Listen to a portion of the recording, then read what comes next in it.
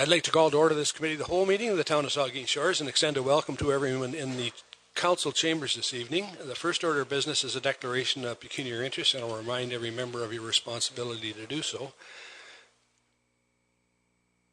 Nothing declared. Then the next item is addition or deletions or amendments to the agenda. We have nothing under that. And this evening we have one delegation. That's Elena Davison, and again she's here to speak about the splash pad. So welcome, Elena, and the mic is yours.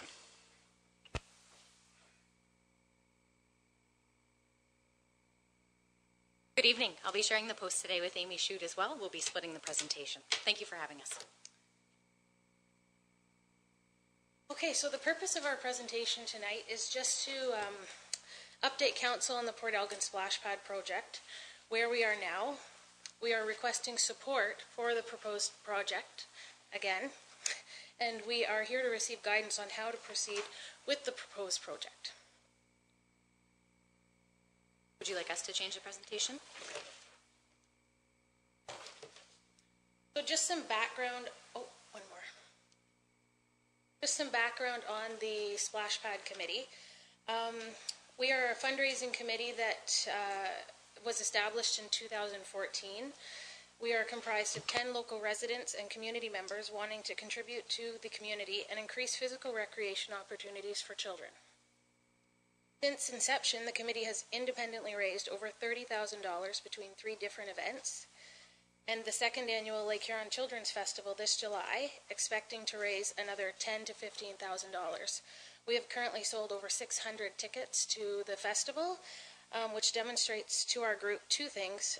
1, that people want things to do in this community for younger children, and 2, that people are really supporting this project. So why did we choose a splash pad? We were looking for free, safe, and accessible play for children of all ages, annually, May through September. We wanted an activity that would not only support the children of Saugeen Shores, but the great tourist population that comes here every year. Currently, there are 2,200 children under the age of 12 in this community who would utilize free, accessible outdoor recreational opportunities.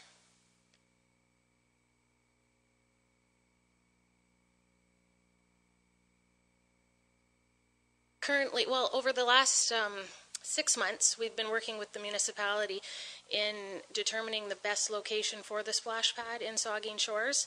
And after a great process of elimination, we have determined that North Shore Park is our preferred location for the splash pad because of, well, there's multiple reasons, but there are existing washrooms there that we can either renovate or turn into change rooms, etc.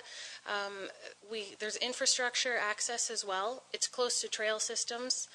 It was also part of the waterfront master plan to have a splash pad somewhere down at the main beach. So this is just adjacent to the main beach, so we feel that it aligns with the plan as well. We have determined that the best style of pad for Saugeen Shores would be a flow-through style water system with a reservation tank that holds up to 8,000 gallons of water to be reused throughout the community. Washrooms would be updated to add in change rooms, as I already noted, and we would solidify landscaping requirements. So we have heard some concerns about safety with regards to the little train track that runs through North Shore Park, but we would definitely assure that landscaping would create a barrier between the pad and the train track so that children wouldn't be able to be running freely from one through to another. So also over the last 6 months, we've been working with Open Space Solutions, and we have come up with this design concept. This is a splash pad large enough to accommodate 250 to 300 children at a time. The theme is a nature theme, as you can tell with the butterflies and the flowers, and the small little water features along the bottom are flowers. Obviously, some of this can be changed. Nothing is concrete here, but this is a design that the committee and members of the municipality have agreed would suit the downtown, or the harborfront area.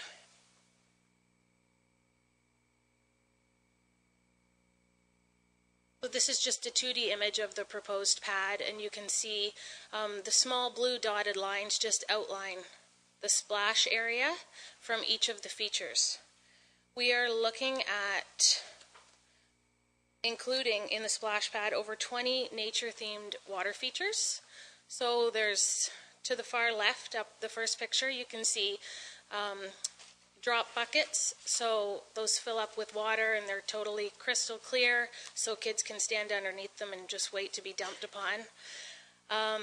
There's multiple water features that just shoot water up, and then there's large spray features that can get up to about 25 feet high, I believe, and their spray radius is about 20 feet. So, as I said already, there's multiple features that we will be incorporating, and some we can change, but we have gone with the nature theme. It would suit the park area down at North Shore Park, and it just looked really beautiful too. It didn't really stand out. It looked really nice. So Alana's just going to discuss financials. Thank you. So as Amy had mentioned, we've been working consistently with both municipal staff and Open Space Solutions to come up with a realistic and a tangible outline for both the implementation costs, the infrastructure costs, and any additional costs that might be related to the splash pad. So unfortunately, it's very, very small.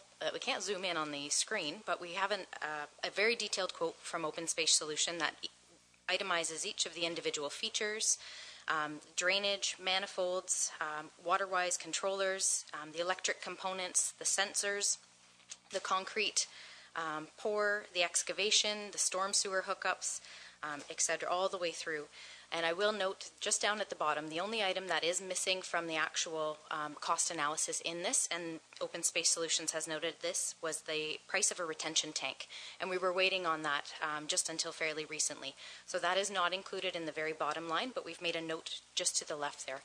So currently, all of the hardscaping related to the infrastructure for the splash pad would be $221,571.53. And there is that additional retention tank price of $10,000, which would be added onto that. And unfortunately, we just had received that after we had submitted the presentation to council. So we did want to note that today. So in addition to the hard physical infrastructure related to the splash pad, there are some costs associated. As Amy mentioned, landscaping would be one of them. Making sure that the parking lot is accessible and access to the splash pad, and some updates. And these numbers have actually, we've been working very closely with town staff who have provided these price points for us. So it's a realistic outline of what we anticipate the entire cost to be, both the hard infrastructure and the additional implementation costs. So the parking lot costs of $47.50. Access to trails to the splash pad. Currently there are some trails down there. Some of them would need to be adjusted and moved, as well as new ones formed into there. So we have $30,700. As Amy alluded to, washroom improvements, accessibility improvements, as well as change rooms and capacity size, $40,000. Water and electrical connections to existing infrastructure down there, $15,000. And landscaping, including the railway fencing for safety measures, $40,000. So the total of these additional implementation elements would be $130,450, combined with the splash pad infrastructure, which this item also includes the additional $10,000 of the retention tank, would be a total cost of $362,021.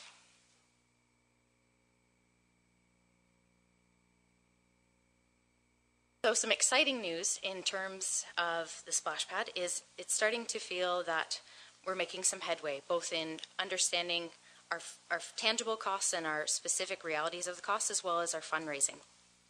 So since we've last been to council, we've actually been able to secure $200,000 that has been pledged and confirmed towards this total cost. And we've worked really hard with the town to make sure that this splash pad meets the requirements that council had asked us at the December meeting, one of which being a maximum total cost for the splash pad to be under $400,000. So the required capital is below that, and you can note that here at $362,000. we are starting to move ahead with some fundraising, and we're needing the support from council to help us push this goal even further. With the support, it allows us to be able to apply for more provincial, federal, and local grants, as well as other partnership opportunities. Our fundraising plan has been a combination of both private donations, corporate donations, grants, bursaries, as well as events. We're now shifting our focus primarily from events over towards more aggressive donations and sponsorship plans. The total for our target fundraising plan is well over the required capital of $507,500. And since our last council meeting in December, we've actually been able to secure an additional $70,000. So we're pretty excited about that pledge tonight to be able to mention to you. So our next steps, where do we go from here? We are going to continue to fundraise towards our final target through our second annual Lake Huron Children's Festival, grants, corporate asks, and community asks. Upon approval from council, we are requesting a $75,000 contribution from the municipality. We intend on having the entirety of our goal met by early spring 2017, and construction will begin as soon as the ground allows. Our target opening day will be July 1st, 2017, Canada's 150th birthday, which is exciting in itself, but it also opens up the opportunity for applying for further grants as we are incorporating the 150th birthday celebration into this project. So tonight we really ask for your approval and your guidance as we move forward with this project. Thank you. Thank you, Elena. And Amy, just before you leave, I'm sure there may be some questions or comments from committee for you. Councillor Grace. Thank you, Mr. Mayor. Elena and Amy, thank you very much for your presentation. I was really impressed by the amount of work you've done since we saw you last, and the pledges that you've received, and the amount of money that you've raised. It's great. You said that your target is $507,000, and the cost of the project would be $362,000. So what would that extra money be used for? So that actually is a really good buffer for us, because there's many times in a grant opportunity situation that we may say apply for $45,000, but we may not be eligible, or we might not receive the top amount. So then we might receive $35,000. We wanted to make sure that there was enough of a cushion and enough that we had the minimum of $362,000. We just wanted to make sure. So those are our asks. And unfortunately, we don't always receive the full amount of our asks, but we wanted to make sure that we had the minimum contribution met. Okay, well, that's very smart.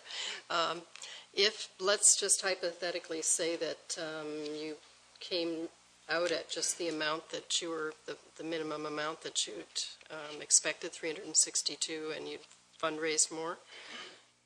Have you thought about what I'm thinking about is asking for the town to do operating costs into the future. And I'm just wondering about whether you'd considered putting any extra money into a reserve account to be dedicated to operating. I don't even know if that's possible, but that would be a really great opportunity for us to have council give us some direction and some suggestions, especially working with the town staff. So if there was a suggestion for that, we definitely would be open.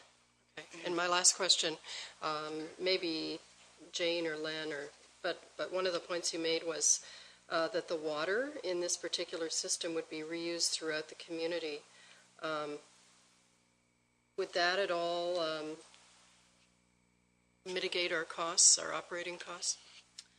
I don't think so, because currently there's town staff out watering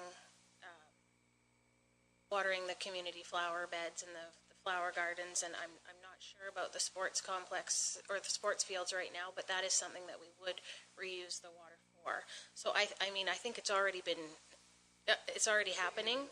Yeah, we would just be accessing more water to reuse as opposed to.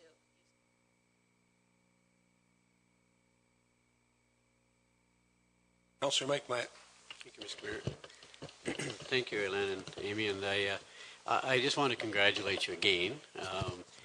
when council approved the 8-point plan last December, that we asked you to come back and answer, basically there were 8 questions we need to have answered, and we talked about location and your fundraising activities that you have planned and your targets, and I think you've done a really solid job with responding to those questions, and so I just wanted to congratulate you, and as Chad Zimmerman said so well earlier about the investment in young people in our community, how can we go wrong, right? I think it's just an excellent article he wrote in the Saugeen Times, so Shoreline Beacon, maybe both.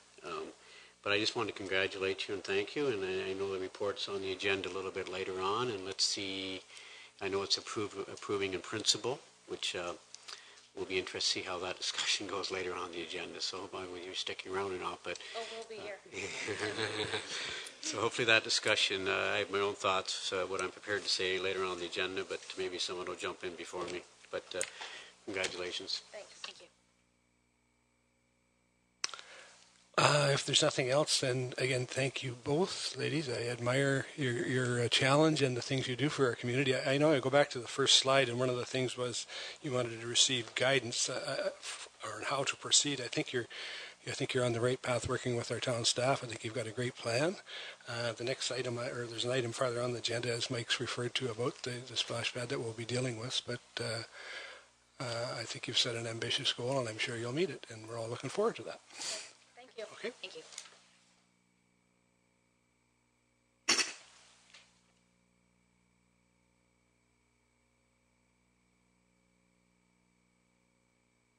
The next item on their agenda is a public meeting, so there's a notice here. This next portion will be a public meeting, and it will be to deal with the development charges background study. It's one of the processes, or one of the steps in the process of updating our development charges bylaw. Anybody that is here for, and I'm going to turn it over here shortly to our treasurer, anybody that is here for development charges, there is a sign-in sheet, and we would encourage you to sign in, and so that we can keep you updated on where we're going with it. I think Jay has it here at this desk. If you haven't signed it, please sign it before you leave. So this portion, then I will open this public meeting and turn it over to Sue to give us an update. Thank you, Mr. Mayor. This public meeting is being held in pursuant to Section 12 of the Development Charges Act to present and obtain public input on the town's proposed development charges bylaw and the underlying background study. Mr. Craig Binning and Ms. Jackie Hall from Hemson Consulting are in attendance to present the results of the study and to the public and to respond to any questions that may arise this evening. A notice of this public meeting was advertised in the Shoreline Beacon on May the 24th and on the town website, giving notice of the intention to pass a bylaw to establish development charges under the Development Charges Act, and the notice set out the provisions for persons wishing to address council on this matter. We received correspondence, which is included in the agenda package, from Brad Pride and Red Hog Construction, and also included in your package were the responses from Hemson Consulting to these parties. As the mayor mentioned, there are probably members of the public appearing in the council chambers this evening who will also wish to make comments. Following the release of the background study in April and following the public information session that we held at the end of April, additional changes have been proposed to the study, which will have an effect on the potential charge to be collected. And after this meeting, we will make recommendations for implementation after all the comments have been received and analyzed. And I will turn it over now to Craig and Jackie.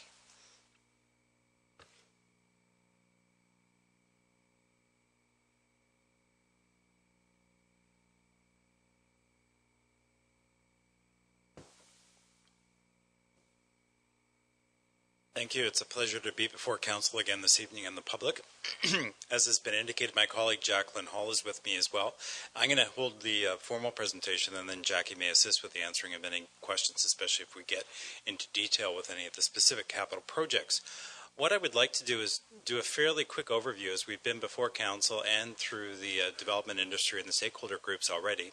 So I'm going to move through the presentation relatively quickly, giving a quick overview of the legislative process, the background study, talk about the development forecast, and just spend a couple of moments talking about the rate of development that we're projecting for the municipality over the next 10 and 15 or so years. A high-level summary of the capital program, the calculated rates and how they've been sort of changed since the release of the background study, compare those rates with those currently being levied by the municipality, and then just talk about a few policy issues and wrap up with some next steps. As we've already discussed in previous meetings, what is the key purpose of development charges? Really, it's a piece of legislation made available to municipalities in Ontario through the province that allows you to fund what we call the first round of capital infrastructure costs to meet the increased needs arising from development that occurs in the municipality. Of course, as land is developed and households are added and new non-residential space is added and employment within that space is added, it increases the demand for municipal services. This legislation allows us to levy a charge against that development to pay for that initial round of capital so that the financing it doesn't place an undue burden upon the existing ratepayers and taxpayers in the municipality. Just a little bit of background, because the town's already levying development charges, and some may wonder, why are we going through this process yet again? Under the Development Charges Act, the maximum life of a bylaw is 5 years.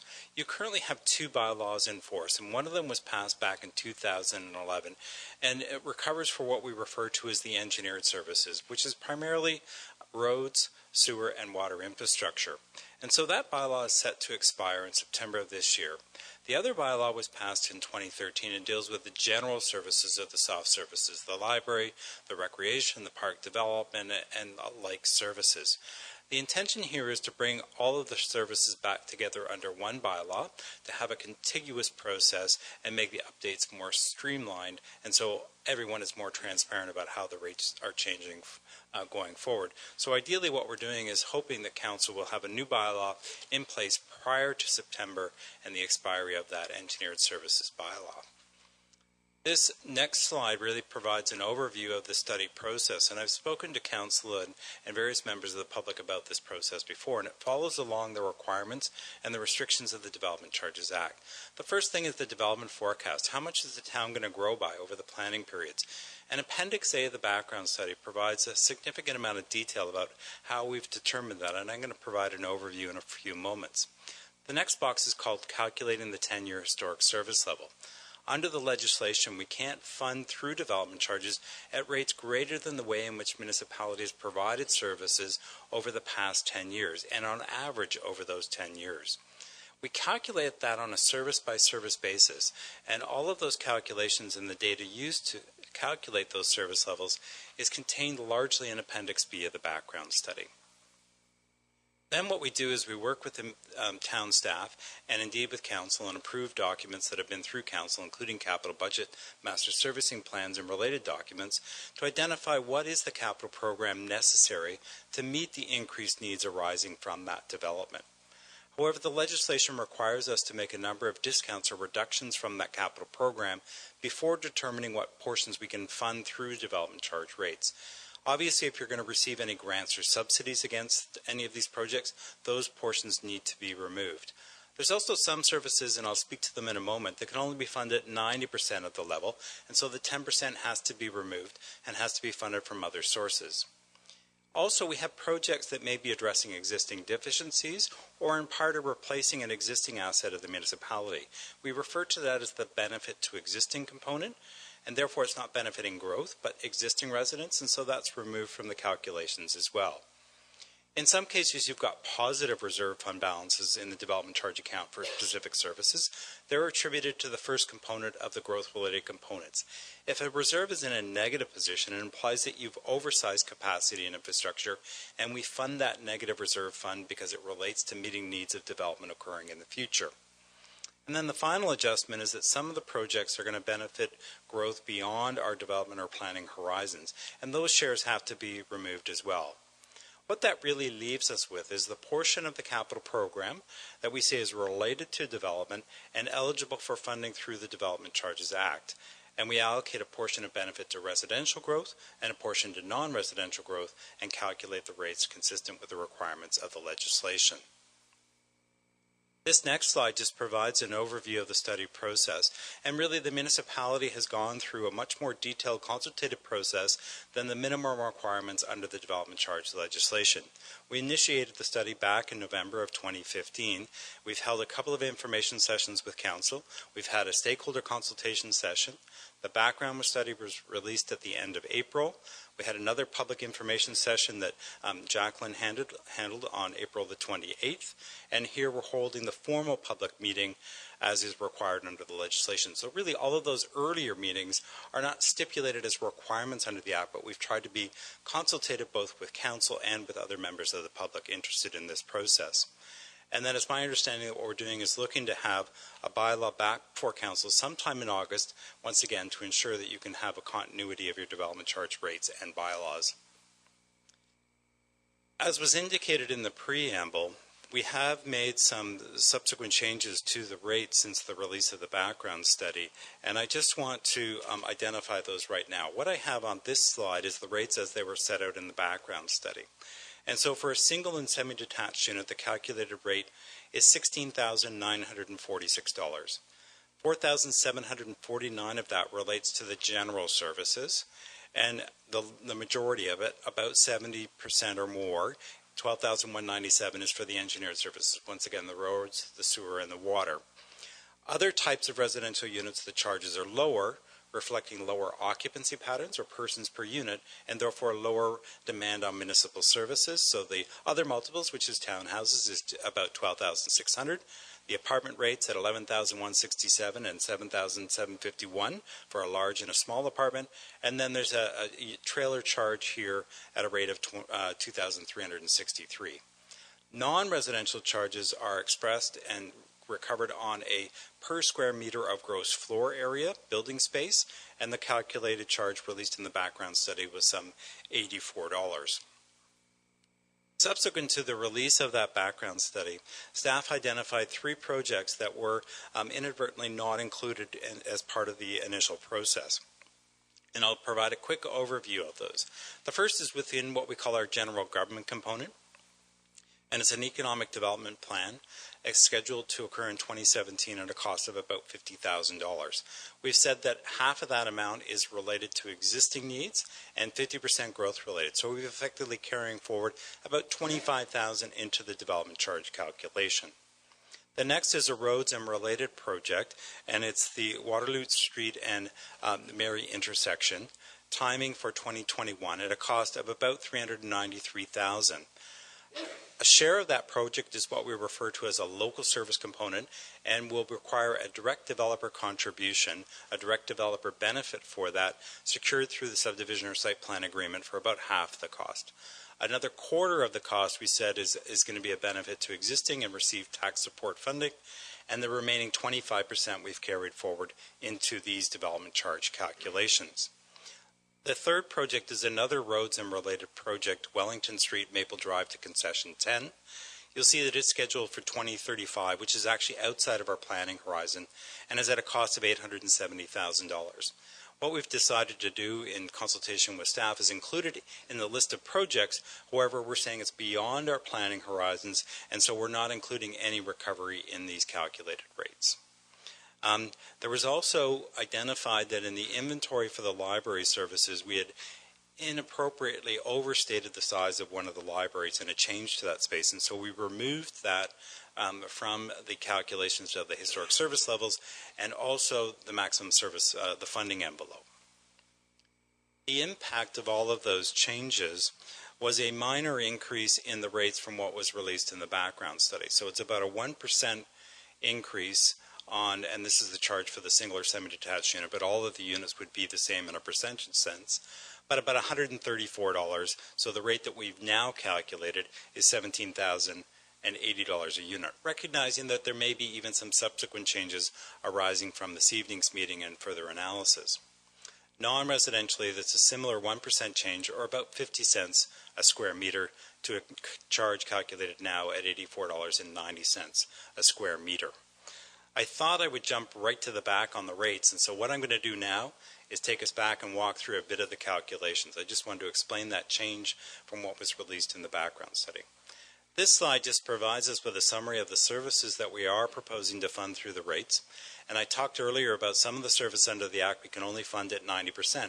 They're listed in that first column, and it deals with library services, indoor recreation, outdoor recreation, health services, municipal parking, waste management services, which is a newly eligible service under the changes to the Act that came into effect on January 1st of this year, and administration, which is really growth-related studies.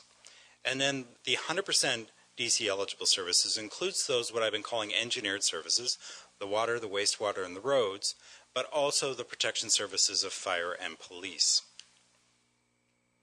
What I would like to do now is just spend a moment talking about the development forecast, and this first slide is on the residential forecast.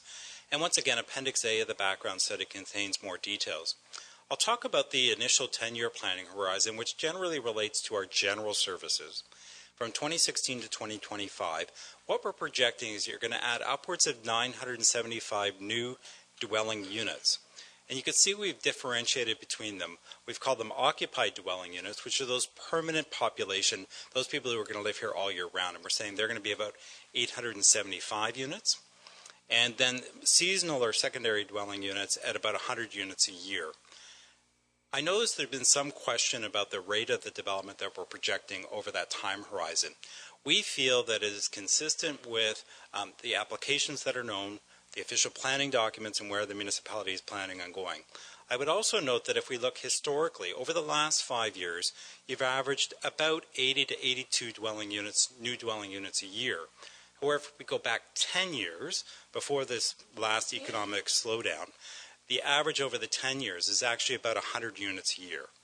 So we think that what we're projecting now is generally consistent with what you've achieved over the last 10 years, and also we're being more conservative in the amount of projection in the first 5 years and ramping it up in the back 10 years, recognizing that that first 5 years is critical because that's the life of your new bylaw. So we feel really reasonably confident that this is a realistic and achievable forecast under the current known applications and the activities of the general economics in the area. Out over the longer planning horizon to 2031, which really relates to our engineered services, we're looking at adding about 1,580 new dwelling units. And it's important that we've made a correlation between that amount of development and the servicing studies for the roads, the sewer, and the water.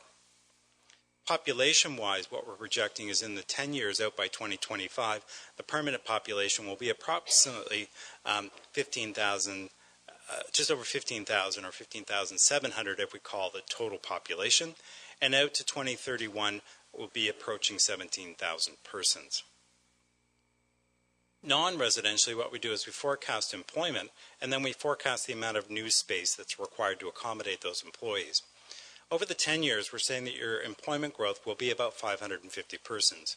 However, we recognize that Saugeen Shores, as with many municipalities, have experienced somewhat of a decline in employment over the last 5 years or so.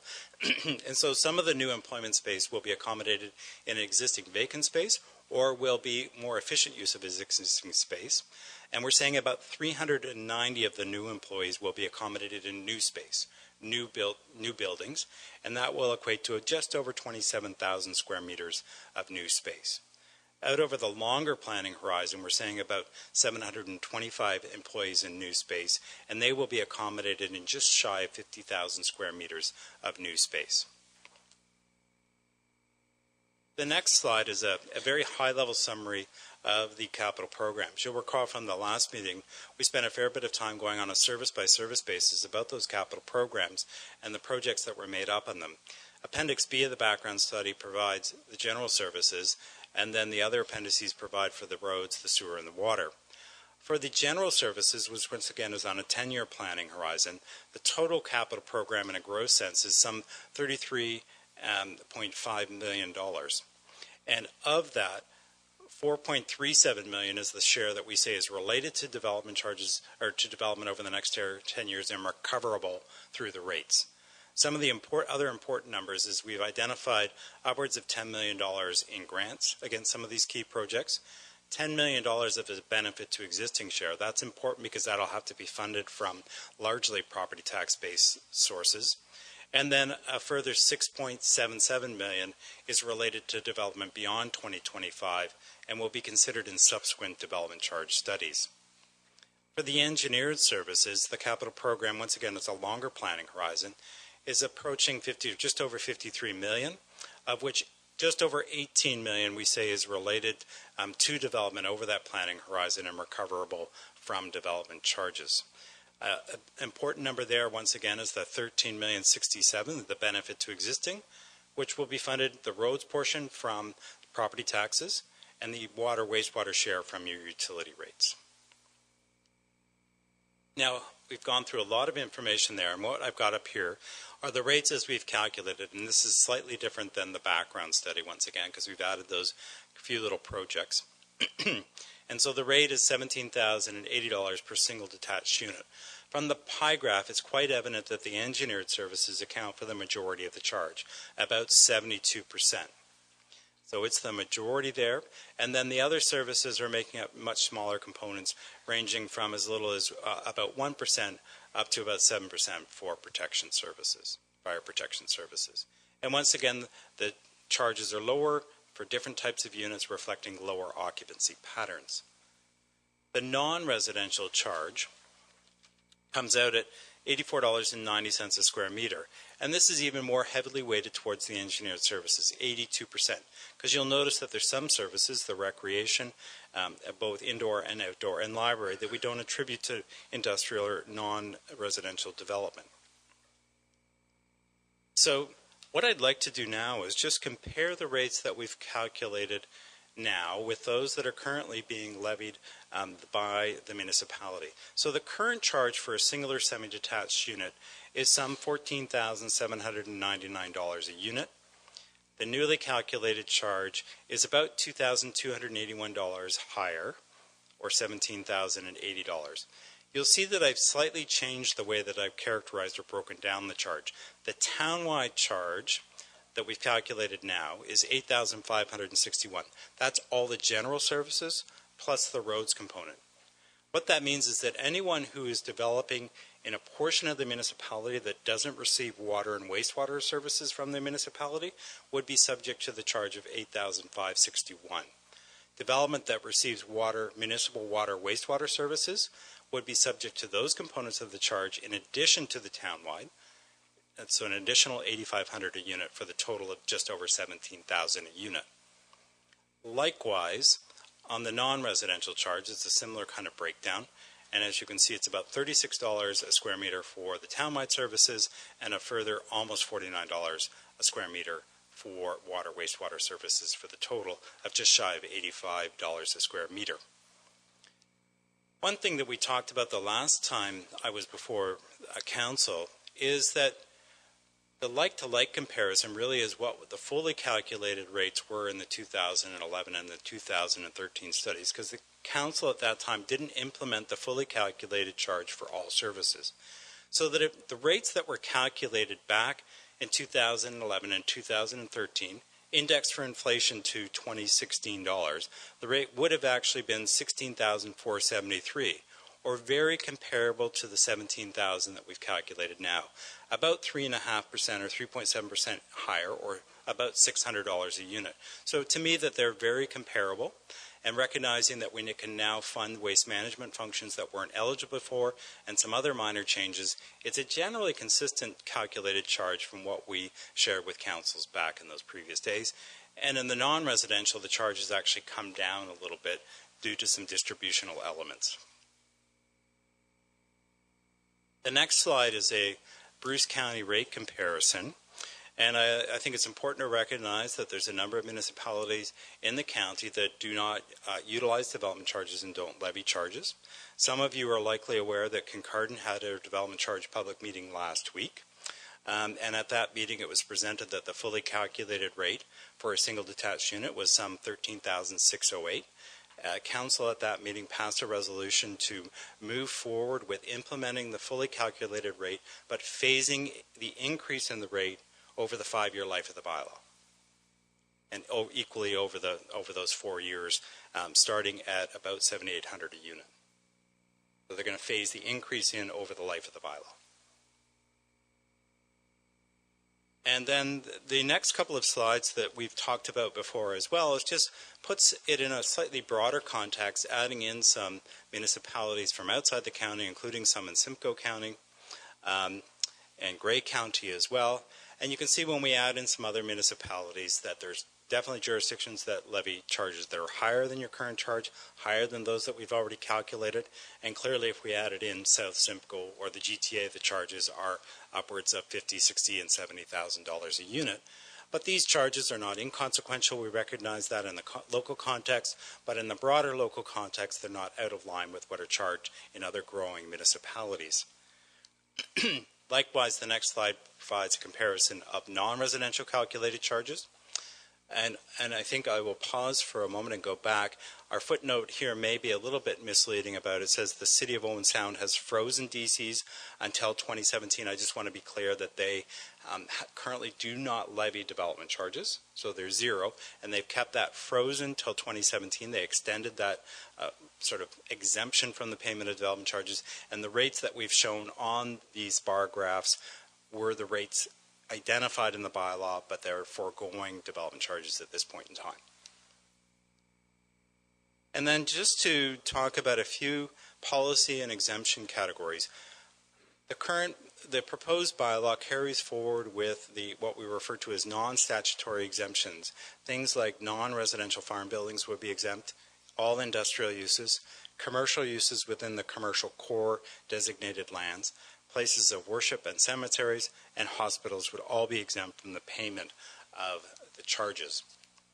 We have also looked at some of the language and definition in the bylaw, and in particular, we wanted to clarify the language around development charge credits. Effectively, what that means is someone has an existing structure and they choose to demolish it and then they're going to rebuild, they get a credit for the prevailing use under certain rules and circumstances. And so we just wanted to clarify that language so it was clear to everyone how those would come into effect. I also thought it would be worthwhile just mentioning to you some DC rate implementation options. Council in no way is obligated to implement the fully calculated rate. And just with as Kincardine is proposing to do, they're looking at phasing in the increases over the period of time. I would suggest to you there's two broad things you can do. You can implement the fully calculated rates from the date of enactment or of the bylaw. Or alternatively, you can look at the increase in the calculated rate and decide to phase that in over some period of time, or you could choose not to increase the rate at all. But those are your options, and obviously the latter two have revenue consequences associated with them. If you don't implement the fully calculated rate or you choose to phase it in, you forego development charge revenue, recognizing that the capital programs are likely to remain the same or else your service levels will decline.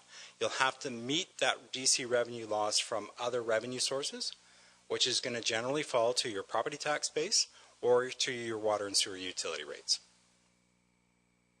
And then, as we've discussed previously as well, there's just some additional language with respect to the non-statutory exemptions. With respect to affordable housing, proposed 100% exemption within the core commercial or office residential designated lands in the official plan. Some conditions about receiving funding from other levels of government, and that it needs to be directed towards persons of low or modest income.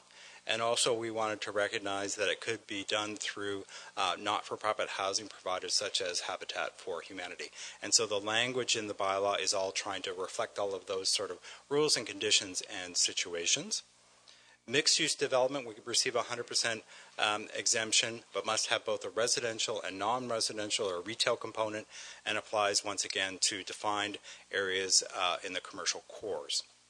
And then the conversion of vacant buildings, once again, limited to defined areas, 100% exemption, and it needs to have been vacant for a period of up to or consecutive 12 months. And one of the things that we were asked to do, and we talked about this at a previous meeting, is try to give an idea about how much of the development charge revenue might be lost related to the provision of some of those DTC exemptions. As you can see from this, most of those we think are relatively low, in part because of the nature in which they're occurring. Some of them would naturally attract redevelopment credits anyway. With respect to the industrial one, you can say that we've said low to moderate, because if there was an uptick in the amount of industrial building activity in the municipality, given the full exemption, that could have some increased amount of revenue loss associated with it. Also, we put a low to moderate on the mixed-use development just because it's unclear about how much of a take-up there might be on that kind of incentive program. We couldn't draw a lot of experience from other jurisdictions, so there's potential. Obviously, if it does what it's supposed to do and attracts that kind of development, there's an associated development charge revenue loss with that implementation. And just to wrap up, before we receive comments or submissions from others, this is the formal public meeting as been indicated. We've received some submissions that we've responded to. We anticipate receiving more this evening, to which we will work with staff in responding to, and bring back, if necessary, make any necessary modifications to the capital programs and the calculated rates, and bring back a set of a final bylaw for Council's consideration sometime in or prior to August. Thank you, Craig. I guess I'll go first to the committee and then we'll open it to the public. Does the committee members have any questions of Mr. Binney? Councillor Minaj. So I have two, and the first one, Craig, is to discuss.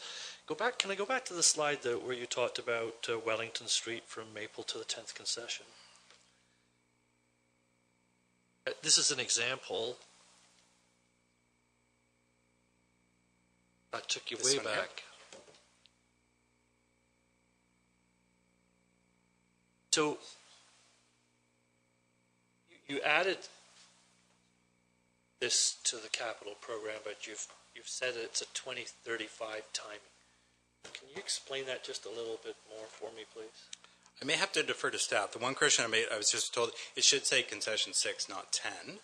And I'm not certain of the source of the timing on the project. Okay, so that's good news. So that's good and bad news. So concession 6 to Maple, and then Maple all the way to concession 10. In my mind, that's a key road and a key road development for our community. And I wondered if we're trapping it, or it's still, if we change the official plan designation of that street. We were planning on doing some rehabilitation work on that street over the next few years. Some of it's in poor shape. So are we trapping that street in our development charges study, or is it still open for full options? Yes, just through the mayor, of course, Council always has discretion to substitute projects in a development charge list, so that it's always recognized that the timing of a particular project in a background study may change subject to where the development pressures are and where the needs are.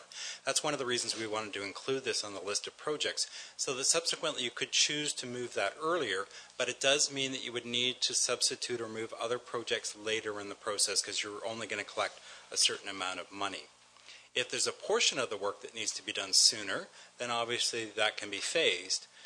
There was some language used about there may be some short-term needs because I was interpreting it, the road has deteriorated to an extent. So if it's just a general maintenance kind of issue and not related to development pressure, then obviously that's not really a development charge related cost. Okay, understood. Thank you. And the second question, Mr. Mayor, if I could, is to do with trailers. You speak to trailers, and I'm sorry, but I should have asked earlier and I didn't. And I'm thinking that trailers could be anywhere up to and including a couple of 1,000 square feet, and 4 people could live in a trailer. So why is there such a large difference between a trailer, which could ostensibly be a single-family dwelling, and a single-family dwelling unit? This, I may look to Jay to assist. It was a change that we made, I don't know whether it was the last round of studies, to reflect some unique needs and requests for the municipality. I think it was actually implemented, Craig, back in the first development charges bylaw in 2008 at the request of council at that time to provide for a charge for that particular style of unit. That's about it. So is that an encouragement number then, a lower number to encourage? At the time, if I recall, almost 10 years now for me even, is that it was intended to allow for people who with more moderate or low incomes could provide housing. We've never had a single trailer unit paid built in the town that met the criteria of the bylaw. Okay, and the scope of the trailer, does it have a maximum square footage on it? The definition doesn't include maximum square footage. Okay, thank you. Okay, thank you. Oh, Councilor, Deputy Mayor Huber. Thank you, Mr. Mayor. I noticed you made a comment again about redevelopment charges and exemptions, and they relate to within a period of time. So, for example, I believe it's in a residential area. If a house is taken down and then rebuilt on the same lot within 5 years, that there's no development charges. The vacant land or vacant building issue, it's 12 months if a building's been vacant. If there's a conversion from residential to non-residential or the other way around, it doesn't appear as though there's any time limit on the exemption. Am I correct in reading it that way? Like the 5-year limit is there if it's residential sitting there vacant and being the building is removed, and then to rebuild on the same lot it's 5 years. If it's after 5 years, there's a development charge, right? Correct. Okay, but if it's a vacant building, vacant for at least 12 months, there's no time limit then.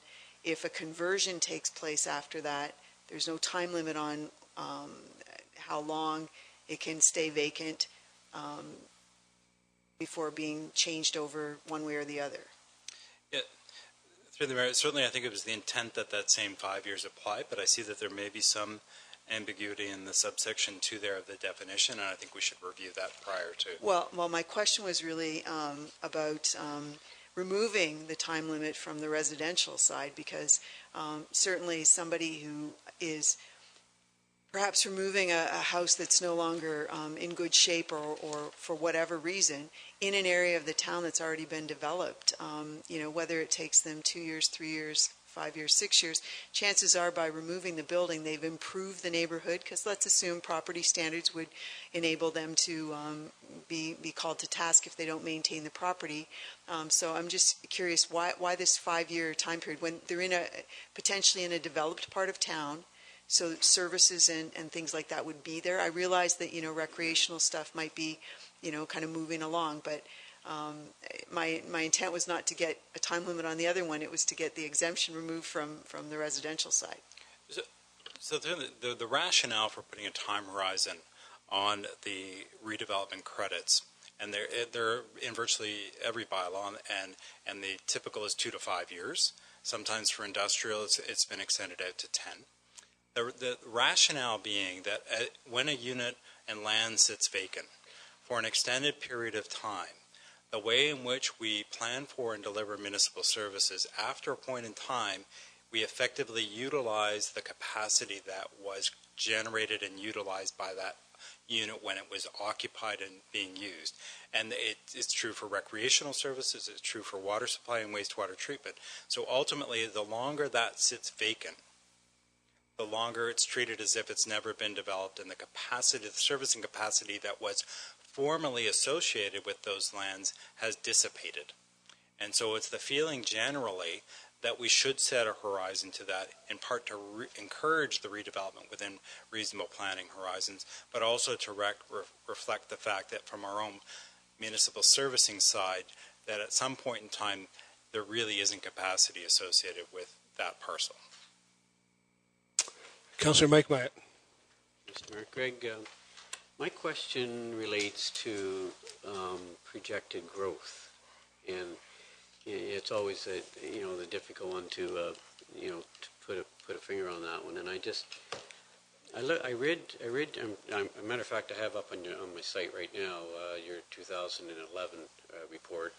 It's forecast the town of Saugeen Shores receiving a rate of growth of 110 residential units per year until 2020. So your projection in 2011 was 110 residential units. Now, my calculations, we seem to have missed that mark by over 20% is what I'm calculating it at. I guess I look at this year's projections again, and we're doing well. We're still the leader in a lot of Grey Bruce County communities, no question, save and except perhaps Collingwood area. But I look at, what you're projecting, and I look at the last 3 years, 55, 46 projected, maybe this year somewhere 50 to 60. That's 3 years. And I know you use a 10-year average, and you use those big years where we had 110 and 115, those big year production years, construction years. But, I'm a little concerned about the trend. It's not that we're not doing well, we are. But I'm a little concerned missing the mark from the 2011 report as much as we did, and now we're projecting high again. And I guess, I'm concerned about that the number we're putting in, again, might be, quote, might be unrealistic. So how do you respond to that? Yes, through the mayor. I mean, I try to, in the preamble, let's say, put it in the context of looking at longer planning horizons. We definitely went through an economic slowdown that was more pronounced than was projected. Almost all the municipalities, save and except a few, experienced the same rates of decline over the last 5 years. So I don't want to understate it, but at the same time I agree I don't want to overstate it. With respect to the 10-year planning horizon and the general services, if we reduce the amount of development, if we cut it in half, that would correspondingly reduce our funding envelopes, the maximum amount that we could recover. So we're reducing the amount of the capital program that we can recover by half, and then the denominator of the calculation is also reduced by half, because now we have half as many units and half as much population in new units, and so there's sort of a natural adjustment in the calculated rate, and it would really be largely unchanged for the general services. When we go out to the longer planning horizon, the 2031, and we're now talking about the engineered services, the sewer, the water, and the roads, we have been careful to try to make a correlation between the amount of development that was identified in the servicing plans that set out the capital program and what we're showing to 2031. So we're trying to create that connection between this amount of development is going to create this much need. I would probably be the first one to say 2031, we may not get all of that by 2031, it might be 2036. But ultimately, that rate, the denominator of the calculation on the engineer component, recognizing 70% of your charge, 72%, we think is the right correlation between the capital need. So once again, if I was to cut it in half, I would want to proportionately take half of the capital program away, and I think the rates would be the change unchanged other than some financing components.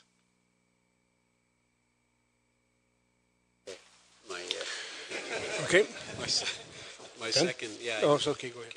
If I could, Mr. Mayor, and it's regarding the Red Hawk construction company, the West Links Pipers Glen residential golf community, Greg, and I'm just wondering, I'm just wondering if we, it might be time where we look at development charges policies to reflect our trends and our demographics. The leading edge of the baby boom era is, 71, 72 years of age.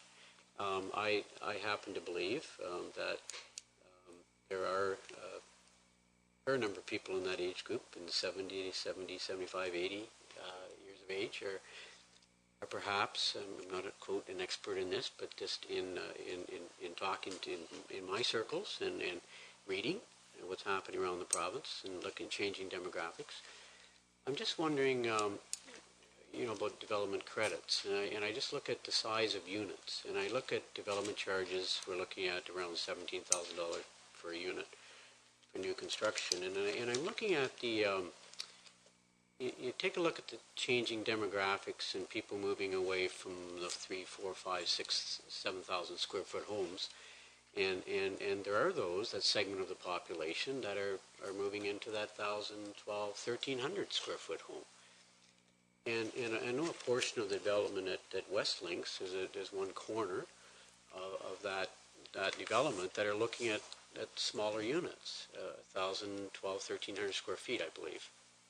And should we, or why haven't we, I guess, or maybe in the future, in our next 5-year review perhaps, should we be, looking at development charges in terms of whether it's a 17,000 or whether we should be looking at that 1,100, 1,200 square foot home, and is that fair? Is that fair to that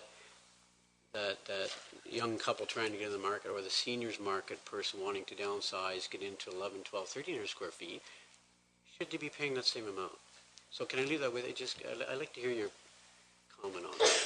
Yes, it's not a, if I'm understanding the question correctly, it's can we structure a charge that's based around the size of the unit, not just simply the type of the unit? And sometimes I get a question that's not totally dissimilar. Can we structure the charge around the value of the unit as opposed to the type of the unit?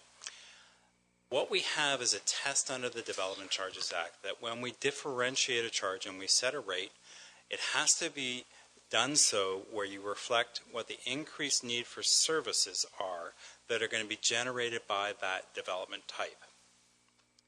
And so what we do in the residential side is we relate it to how much increased needs are arising on a per capita, a per person basis. And then we factor it up by the occupancy pattern by type of unit. And we have a special run that we get from Stats Canada from the 2011 census that breaks it down by unit type, by period of construction, and we get that relationship of the number of persons per unit by unit type. And we don't always get the best data on this, but certainly not from the 2011 when we moved away from the long-form census, because we used to get another run that allowed us to look at floor spaces as well. It was self-reported, so the data wasn't always there. But statistically, data doesn't show a correlation between the size of the unit and the number of persons living in the unit, i.e. that a unit that is 3,500 square feet does not show a statistical correlation to having a higher number of persons living in it than one that is 1,500 square feet. So I'll just finish out my question. And the other thing is that the persons per unit numbers that we're using in your study are reflective of data particular to Saugeen Shores. And for the single and semi-detached unit, we're using 2.58 persons per unit on average, which is a relatively low occupancy or person per unit for a ground-related single detached unit. So it's saying some units are going to have 2 people, a few are going to have 3. And then the townhouse and other multiples is already below 2 at 1.9, and our apartments are down at 1.5. And so those occupancy patterns are already relatively low.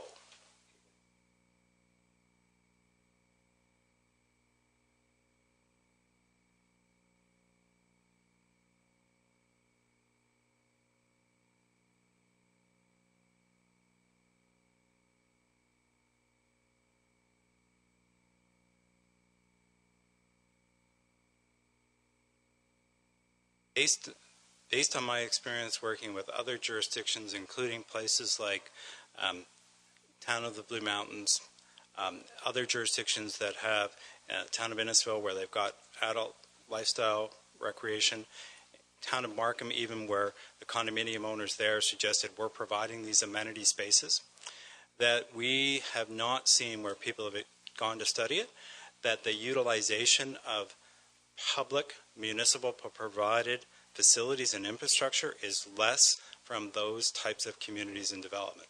And indeed in Markham, where the highest concentration of condominium complexes that had their own recreation space, they had a higher per capita utilization of municipal recreation facilities than did ground-related units that didn't have those amenities associated with their condominium corporations.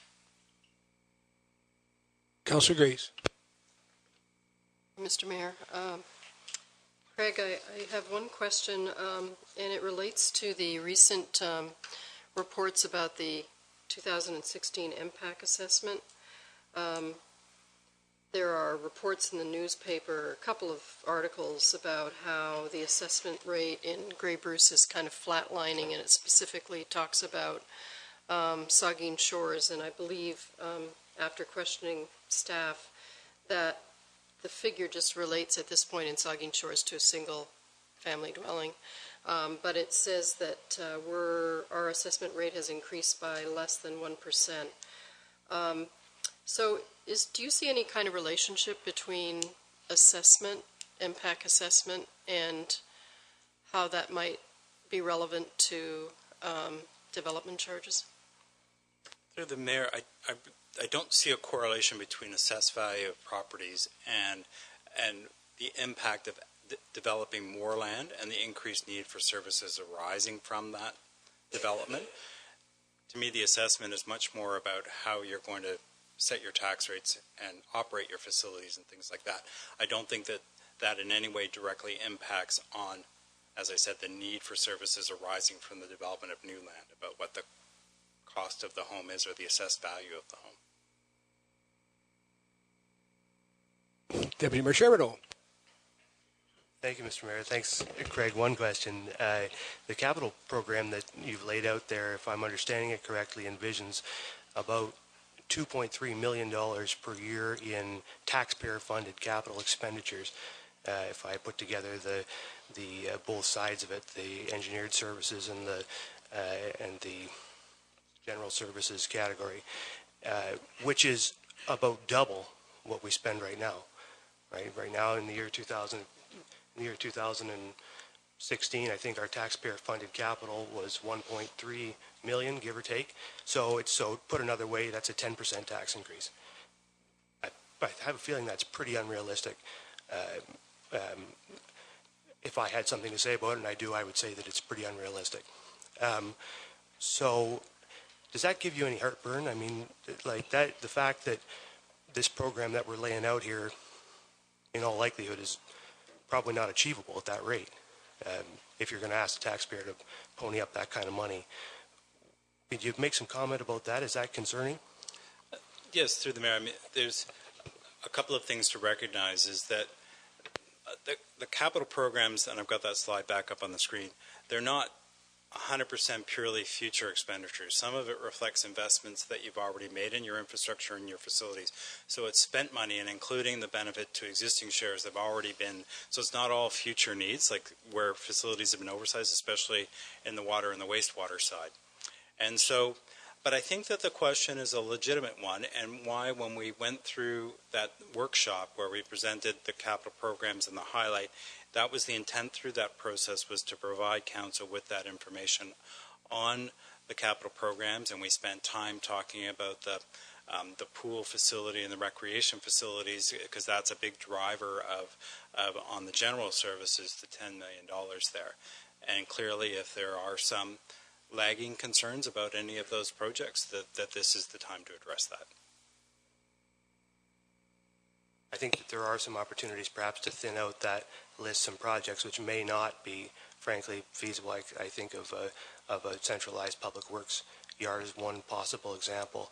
And there are also opportunities, I think, for example, the police services building, where we need to look at how that structure is being broken down in the background study between benefit to existing and future expense. And I think that so there's a few areas I think where we can adjust that list and ought to look at it. I'm not going to go through them now, but I think that whenever the opportunity does arise, Mr. Mayor, to discuss that, I think we ought to. Thank you, Mr. Mayor.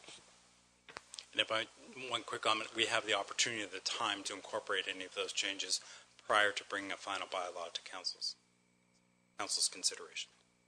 Yeah, and we will have, I think after the public meeting here, we'll get some responses to that, and I think that's a good opportunity then to say, because we certainly want to, we've heard all from the committee, and we certainly want to hear from the committee, but I think it's the public's opportunity to speak now, and this is a public meeting, so I will now turn it over to delegations from the public. We have one listed, and then we'll take that one first, and then we'll ask anyone in the committee or the council chambers if they would like to speak or address council on the development charges. But the first one is Barry's Construction. I understand Stuart Doyle is going to. I just about called you a different name there, Stuart. It was kind of a habit I had for a while here. I've heard many over the years. Well, no, it was a title that you used to. Well, someone else has that privilege now. Thanks for letting me speak tonight. I certainly didn't anticipate being back standing here so soon, but it's nice. It's nice nonetheless. So I'll jump right in, and if there's any questions, let me know. So Development charges in Saugeen Shores have evolved considerably over the past 5 years. It's now come to a point now where a comprehensive bylaw will be passed, and it may be a good opportunity to review the fundamental purpose of development charges and the effect they can have. I've struggled on how to present this information tonight, attempting to balance the needs of the municipality, which I know are there, with respect to the growth and the equitable cost sharing of new taxpayers, which essentially are new homeowners. I have no intention of telling council that development charges aren't required. I know there's a need in this community, it's growing, and that growth rate demonstrates a need for some fair charges. However, the study cannot become a catch-all project list that will never be considered if it bound council to any future decisions. As recently discussed by the consultant, the key principle for development charges is that growth pays for growth. I don't think any developer, any that are sitting here, would suggest that they or the future home buyers are not paying their fair share when they are navigating the difficult development process, which is extremely costly and full of risk. However, at times, these are projects that are required to accommodate the increased development. Such defined projects form the basis for a strong, equitable, and defendable bylaw. I'd like to review three topics I noted when reviewing the background study. The first was briefly was spoken about, which is long-term costs. In my experience, long-term cost impacts are a key consideration when reviewing any budget item or future investment. What's the upfront cost and how much will it cost to maintain? In many ways, this is one of the key principles of asset management planning, which is also a new requirement this year under the Development Charges Act for any project that's included in the Development Charges Bylaw. Section 7 and 8 of the background study include information of potential long-term impacts, the investments that Council is considering or in a way committing to, and what it will cost taxpayers in the future. The first section notes that a brief examination of long-term costs was conducted. I wonder if a brief examination is all that's required based on the values that are included in the background study directly after. The study indicates the operating costs will increase by $1.5 million if all the project lists are implemented. That's not $1.5 million one-time cost, that's every single year that we maintain these services. From the capital side, $15 million, and as we just spoke, that's a $2.3 million increase every year to the tax rate. I think that money may be difficult to find based on previous budget discussions. Several years ago, the same consultant, Hempson, completed a long-term debt analysis for the town. And many folks remember how daunting that was, and I don't think it even included all the costs that are in this background study. What is wanted is often different than what is needed. Second point is cost sharing. The equitable sharing of appropriate costs is critical. It makes a large impact on the development charge rates. Each project needs to be evaluated, and the benefit to existing shares and post-period benefits need to be carefully examined to ensure that new homeowners are not paying an unreasonable share of the projects. In my review of the study, I quickly noted numerous projects that have costing models that do not accurately represent the effective development will have or the benefit they will have to the current population. This is not to say that all projects are unwarranted, but they just can't be attributed to growth just because it may seem easier to collect at this point, as they're not taxpayers looking. Two brief examples: new washroom facilities. In Appendix B6 is a requirement for 2 new washrooms at Halliwell Park and Fairy Lake. Both of these are established parks, generally used by the public, and quite a bit in some of them. This study includes $200,000 for 2 new washrooms at these facilities. And these areas would be a great addition, and these facilities would be a great addition to all existing park users. However, this $200,000 has been attributed 100% to growth. So 2 new washrooms at existing facilities and 100% growth. A way to put that is, are folks that pay development charges the only ones that are allowed to use the bathrooms? So everybody else, and I know with five kids of my own, it'd be great to have washrooms at sport complexes for those of people that are using them now. This type of funding model clearly shows and makes no sense, is not practical. This is a clear example of a development charge is used to generate funds in an unequitable manner. Mr. Binning just alluded to that development charges for increased demand for services, or they're based on development pressure. I'm not sure how 2 new washrooms can just be based on development pressure 100% of the time. Recently, some part of the waste management services become eligible for development charges. Of note in this section is the need to acquire a new garbage packer at some point in the next 10 years. 2 things concern me. Firstly, Saugeen Shores is a contract, which is all-inclusive, and that's the way the contract was developed. Secondly, at this point, Saugeen Shores only collects waste 4 days a week. So before buying a new garbage pack, I would think that a 5-day garbage collection schedule would likely be implemented to save the town a $261,000 replacement in 7 years after that fact. This is not an exhaustive list by any means, but in the interest of time, I'd offer to meet with staff or council later date to review these concerns. Based on a quick review of each service, I would suggest that approximately $6,000 from the single-family dwellings should be redistributed between the benefit to existing, DC recoverable, and post-period benefit. It's often said that development charges have no effect on home sales or home buyers' decision to purchase a new home. I would point council to the building statistics in Saugeen Shores over the past 5 years. Since 2011, Saugeen Shores has seen a decline of permits of 56% for single-family and semi-detached, from 115 to 50. In the same time period, development charges has increased by 240%. It's understood that this decline cannot be solely attributed to development charges, but it does show a distinct inverse relationship between fees and permits. In the same time period, a neighboring municipality that currently has much lower development charges has seen a steady increase in permits. Many of the folks that suggest development charges makes no difference to home sales are usually not trying to sell or talk to people about buying homes every day. During capital budget deliberations, budget sheets are used to define the scope of projects and provide council and the public with details about why they are required and how they will be funded. This process is no different than a budget meeting. Projects have been put forward and should be defined and cost implications detailed. This type of increase would never be palatable for a municipal council and should be no different just because the taxpayers are unknown at this time. It still needs to be reasonable and equitable. I have no doubt that many of the thoughts or comments I've made tonight can be answered one by one by the competent consultants the town's retained. However, the point is to look at the development charges as a whole and their effect on the municipality and the equitable sharing of costs. It's important that new home buyers and taxpayers be represented and treated with the same careful approach as is taken when raising taxes. Bayers Construction has been a community builder for many years and will continue to build homes in Saugeen Shores. Currently, we're working towards several developments of various sizes that we hope will benefit everybody. If we all pay our fair share and distribute the costs in an equitable manner and at a reasonable level, development should remain a positive industry in the town.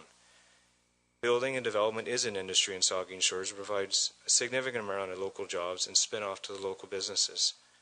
At this time, I'd request that council defer decisions regarding the rate levels and allow staff to meet perhaps with stakeholders or on their own with the above information and any other comments we received tonight to come up to that appropriate level in an equitable, defendable way.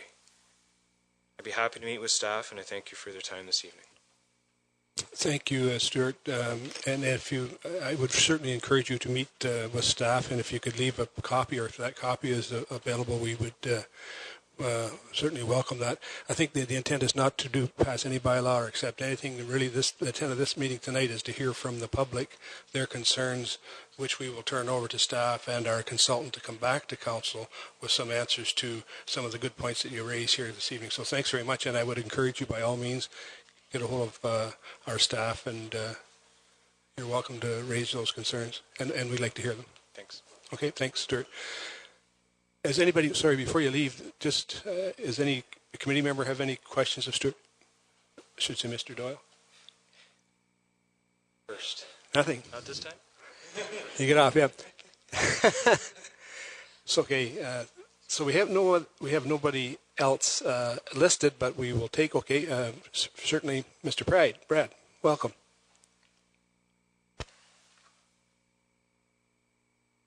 Thank you, Mr. Mayor. My name is Brad Pride. I'm involved in the development industry within the town. First of all, I'd like to say I'm in favor of fair development charges. I do, however, have issues with the relatively high cost of development charges that are being proposed by the town and their consultant.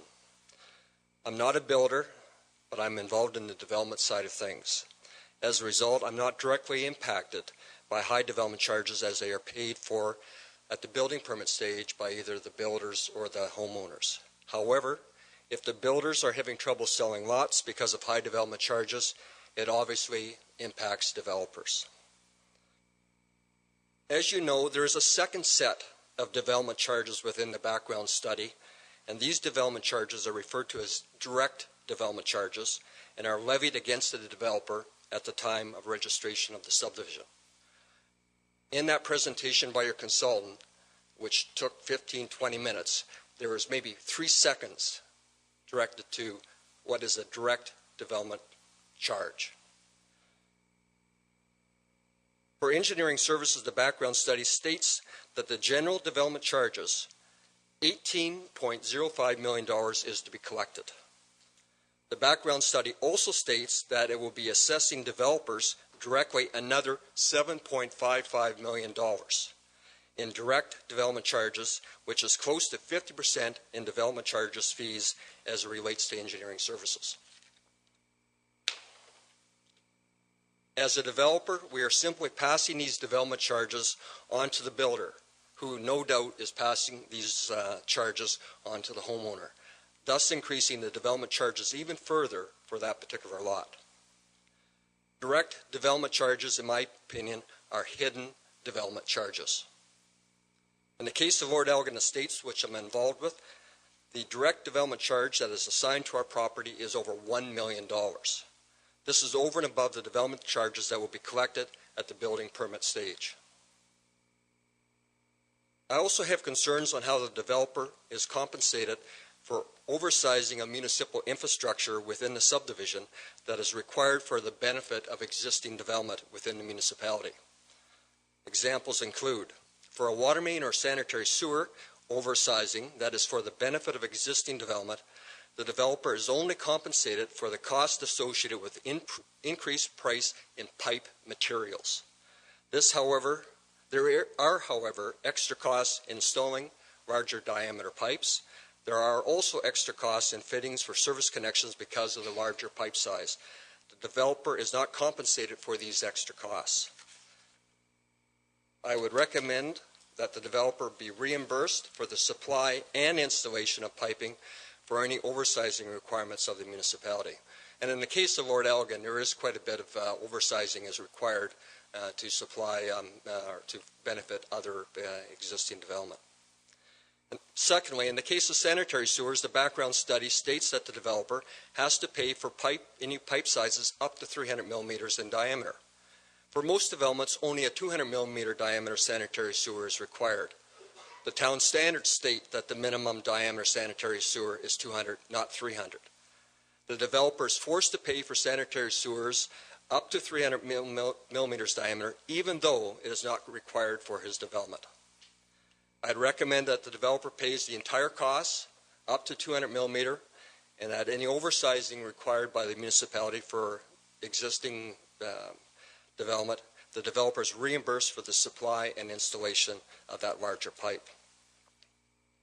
And finally, I would ask that as it relates to direct development charges, that there be more transparency on how direct development charges are calculated for each developer, and that this information be shared with the developer at the negotiations of the subdivision agreement. My experience on this is that the transparency is lacking right now, and we would ask that that be improved as we go forward. Thank you. Thank you, Brad. Just before, any questions for Brad? Mr. Brad? No? Fine. Fine, thanks, Brad. If you don't mind, we could have a copy of your submission, or you can get it to us. Sure. Any other speakers? Mr. Rice.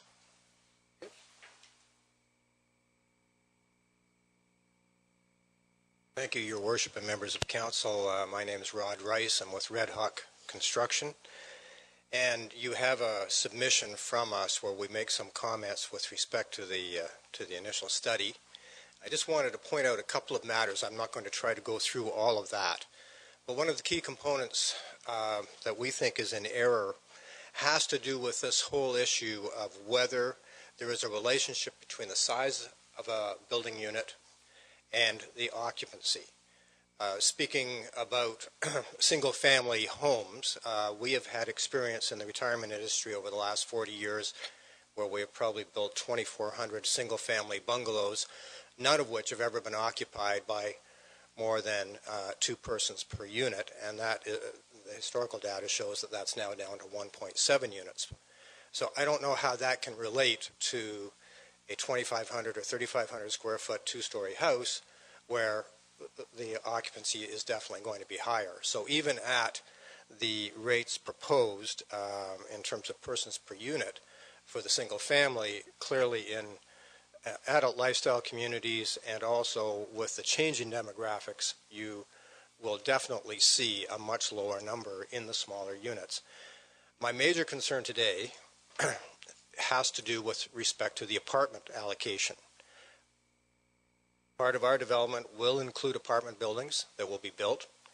Our experience in the ownership of several hundred apartment units throughout southwestern Ontario and our association with some of the REITs who own apartments indicate that that typically a 2-bedroom unit would have 1.5 units, 1.5 persons, and bachelors would have almost never would it have more than 1 person per unit. The numbers that are generally thrown around based on census data that's 5 years old does not reflect what is happening in these sort of micro environments, such as rural, suburban apartment buildings, things of that nature. So I would ask you to give some consideration to that. And I could go on a few other things, because ultimately what we have to remember here, it's not the developer, it's not the builder who pays the development charge, it's the homeowner. And when one adds $13,000, $14,000, $17,000 to the price of a house, it may well impact the decision of a homeowner.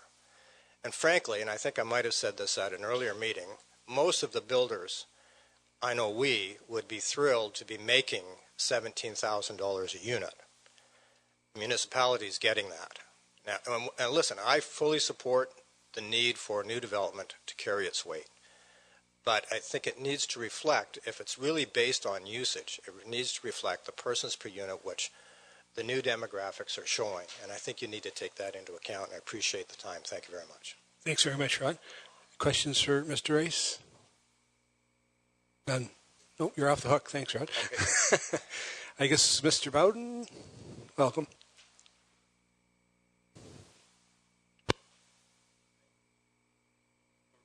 Really, mine is more in the form of a question related to the engineered services.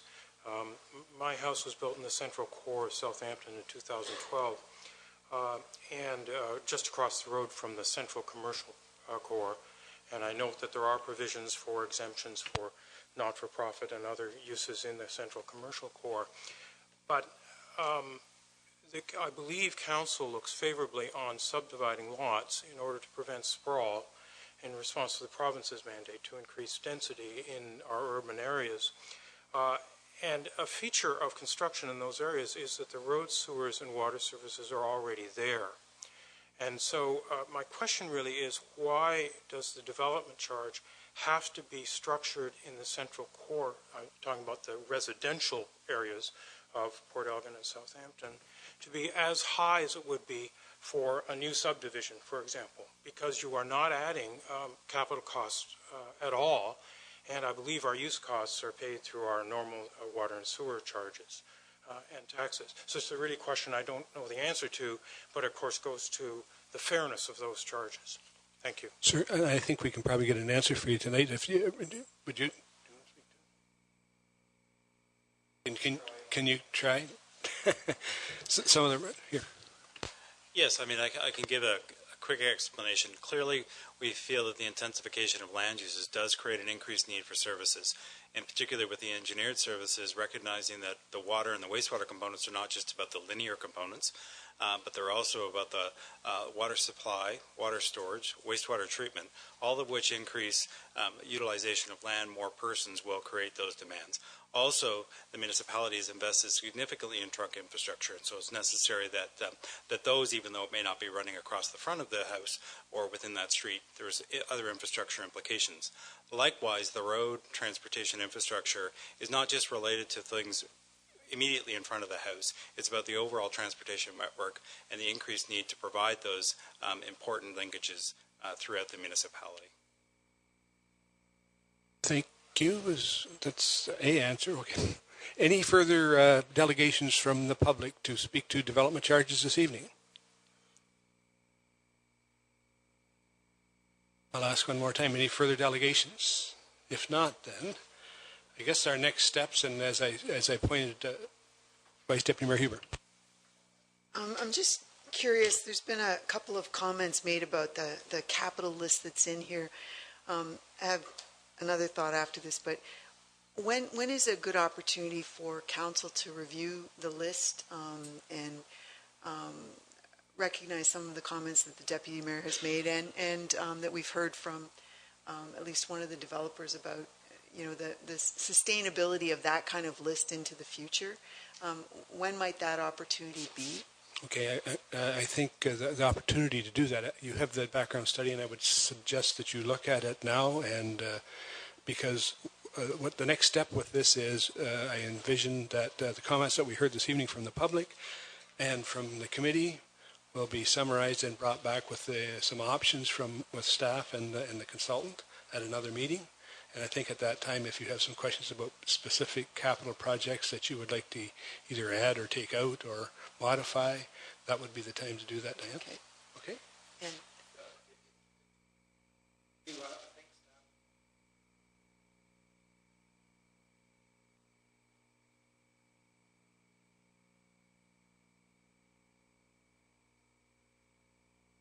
okay, so. And my second comment is a little broader than just development charges.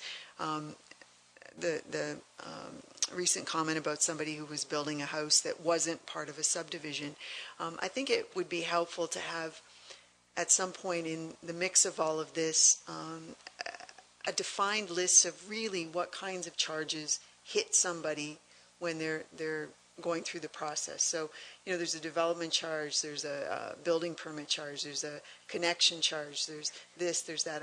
I'm just curious, is it possible to get some sort of general idea of, in most cases, what a builder is up against, whether it's a builder company or a builder individual? Sure, I think we can have that included. Staff can have that included when we bring when we proceed to the next step in this, whatever that meeting will be. Okay. Councillor Mike Myatt. So, Mr. Mayor, I had about 6 projects as well. I concur with Stu Dole's presentation. I don't at all understand why those 2 washrooms are in there at 100% to be funded through development charges. I don't understand why they're in there. And I have others. The police building's one. I had the public works building at 1.6 million and 800,000 recoverable. I don't understand the 800,000 at all. And I see the splash pads in there for the town of Southampton Jubilee Park. I don't see splash pad for North Shore Park.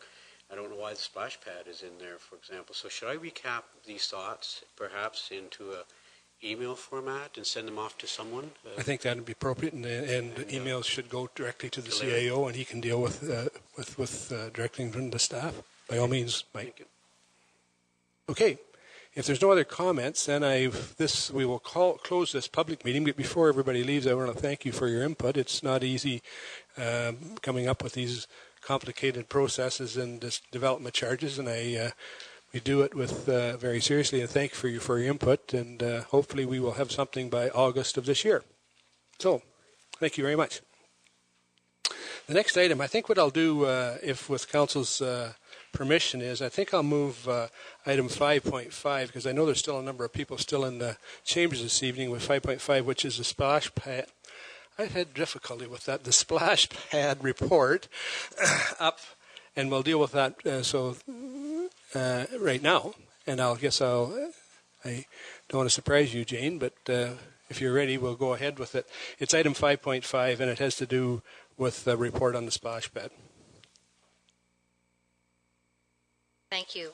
This report's intended to address a specific item sought by Council in the motion passed on this topic in December of 2015. Presently, the preferred location, with consultation by both parties of the Splash Pad Committee and municipal staff, has been located as the North Shore Park. It's close to amenities, as Amy identified this evening, such as the North Shore Trail, washroom facilities, pavilion, beach, and parking. The park is suitable not only for residents but visitors as well. Preference for features that utilize minimal water supply and maximum impact were considered when the design was being discussed. The proposed features and water consumption would equate to approximately $15,000 to $20,000 a year based on discussions with different consulting firms. The annual based on 7 days a week usage for 10 to 12 weeks. With a total of 226 square meters proposed of the splash pad, the park can accommodate the pad, but staff will consider removing 4 trees if approved for sun purposes and can replant trees within the vicinity. The site currently benefits by having washrooms nearby, however, upgrades to the facility would be required. I've also identified the financial impact, and although no financial impact at this time, as the project, if finally approved by Council, would proceed in the next budget year. I've listed the outline, but as you also heard Amy identify tonight, that this has been refined to include a retention tank. So the total consideration is $362,021. The report in March indicated a range between $480,000 and $595,000 for the project. Since that time, the scope of the project has been reduced through refinement of the size of the proposed splash pad and the location considerations, which have helped defray the potential total cost. The committee is requesting, as you heard Amy tonight say, $75,000 from the municipality as part of budget deliberations. There is also an annual cost in the range as identified, 15 to 20 up to $25,000, which will include staff as well. The committee is also asking that the grant application for the 150th Infrastructure Fund be supported for $35,000 for enhancements to the existing washroom facility located at the park. Thank you, Jane. So then the recommendation is that the construction of a splash pad in North Shore Park at an estimated cost of $362,000, I will amend that recommendation, $362,000 in 2017, containing the amenities as outlined in the presentation by the Saugeen Shores Splash Pad Fundraising Committee, be supported by Council in principle. That the town endorses the continuation of the ongoing community-based fundraising campaign to secure the funds required for construction. That the request of the group for a contribution towards the capital cost of the project in the amount of $75,000 be referred to the 2017 budget discussions.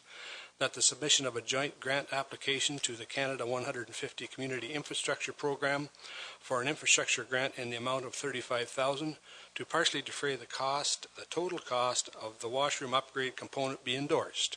Comments or questions? Vice Deputy Mayor Huber. Thank you, Mr. Mayor. I did send in a number of questions in advance. I'll focus on 2 areas, though, because I didn't get a response to these yet. As at least one person in the audience knows, I was actually at a splash pad over the weekend, and I certainly get the idea of the attraction and how it is an important thing for kids to have that kind of safety element with water play. I can't support this, though, because of the location. And here's my reasons why. We have a splash pad already in that location. It's called Lake Huron. I don't think that the structure in that location provides an alternate destination or an alternate opportunity in the event that the lake is not available.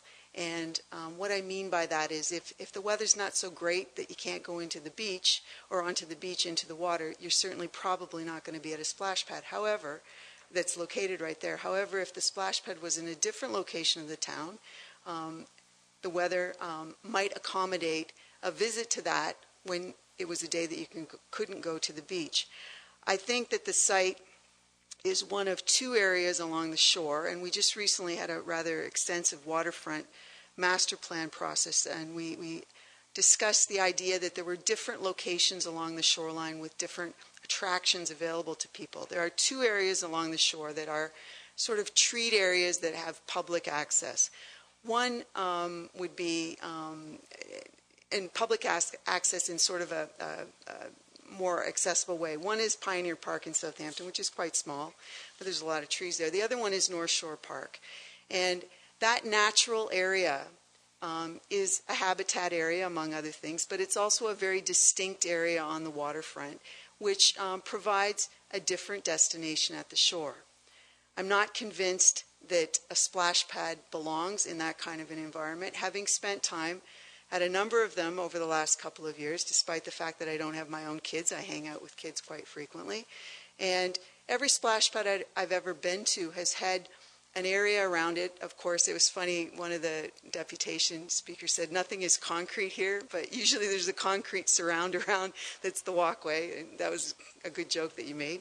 But there's also a bit of a pushback space. Yes, there's often a tree or two or some other shade function there, but there's certainly not natural areas almost right up to the limit of the actual installation. The drawings and the information we received didn't actually have space elements there, like distances from point A to point B, but that area is a natural area. There's squirrels, there's rabbits, there's all kinds of other wildlife in there that we would be having to push back space around a splash pad to make it be as easily maintained as I hope it will be, but also we would be displacing elements along the shore that's one of the places where they are in close proximity to public access areas. So again, I just don't think it's the right spot. I appreciate the comment about a site can accommodate up to 250 kids. That's great. I was at one that probably had a few more than that at it on the weekend. But imagining 250 kids, even if you just assume that there were 3 kids coming with 1 adult, because there would be some people coming without some kids coming without their parents, but a lot of them would be younger kids that would be there with an adult. I appreciate the fact that it's been said that this is accessible to residents and visitors. It's not an easy place to walk to, though, from anywhere where a lot of people live in Port Elgin, or even further from Southampton. There's a big hill there. So somebody who's got a couple of kids in a stroller, maybe with a wagon, that's a tough haul to imagine them up and down. So chances are a lot of people would be driving. I question the ability for us to accommodate appropriately and safely parking in an already congested area when we've got a waterfront master plan and a waterfront committee working on a lot of stuff that has the potential to even take a few parking spaces out of that location. So I'm curious to know how we imagine even like an extra 40 cars down there potentially, which is in some ways a very minimal estimate. So I'm not convinced that the site is the best in terms of providing ease of access, given that I would suggest many people would be driving to get there as opposed to walking, particularly those with younger kids. I also just firmly believe that there should be better locations. The Waterfront Master Plan does include the idea of some sort of attraction like this. It was never intended, I don't believe, from my time on the Waterfront Committee, the ad hoc, that North Shore Park was going to be disrupted as a natural space. The commercialization or that kind of activity was more clustered sort of in the area where the Harbor Light is and the bathroom is. So I'm completely supportive of the idea of opportunities for kids and that kind of thing, and I like that they've scaled back the costing on all of this, but I really I think we need to stick up for parks, and not all parks need to be full of stuff, And North Shore Park in Port Elgin is the park that's very similar to Ferry Lake in Southampton. It's a natural area. It's got some picnic stuff. It's got ways to walk through it. Yes, the train goes through it too.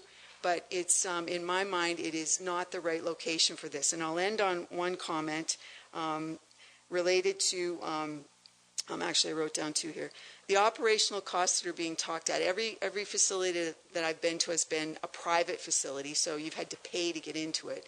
Although I have been at Wyerton, which was open. But those facilities where you pay to get in, there has been first aid services and lifeguard services. I'm curious to know if our operational costs include any of that kind of support, because I think that that's important to have that available close by.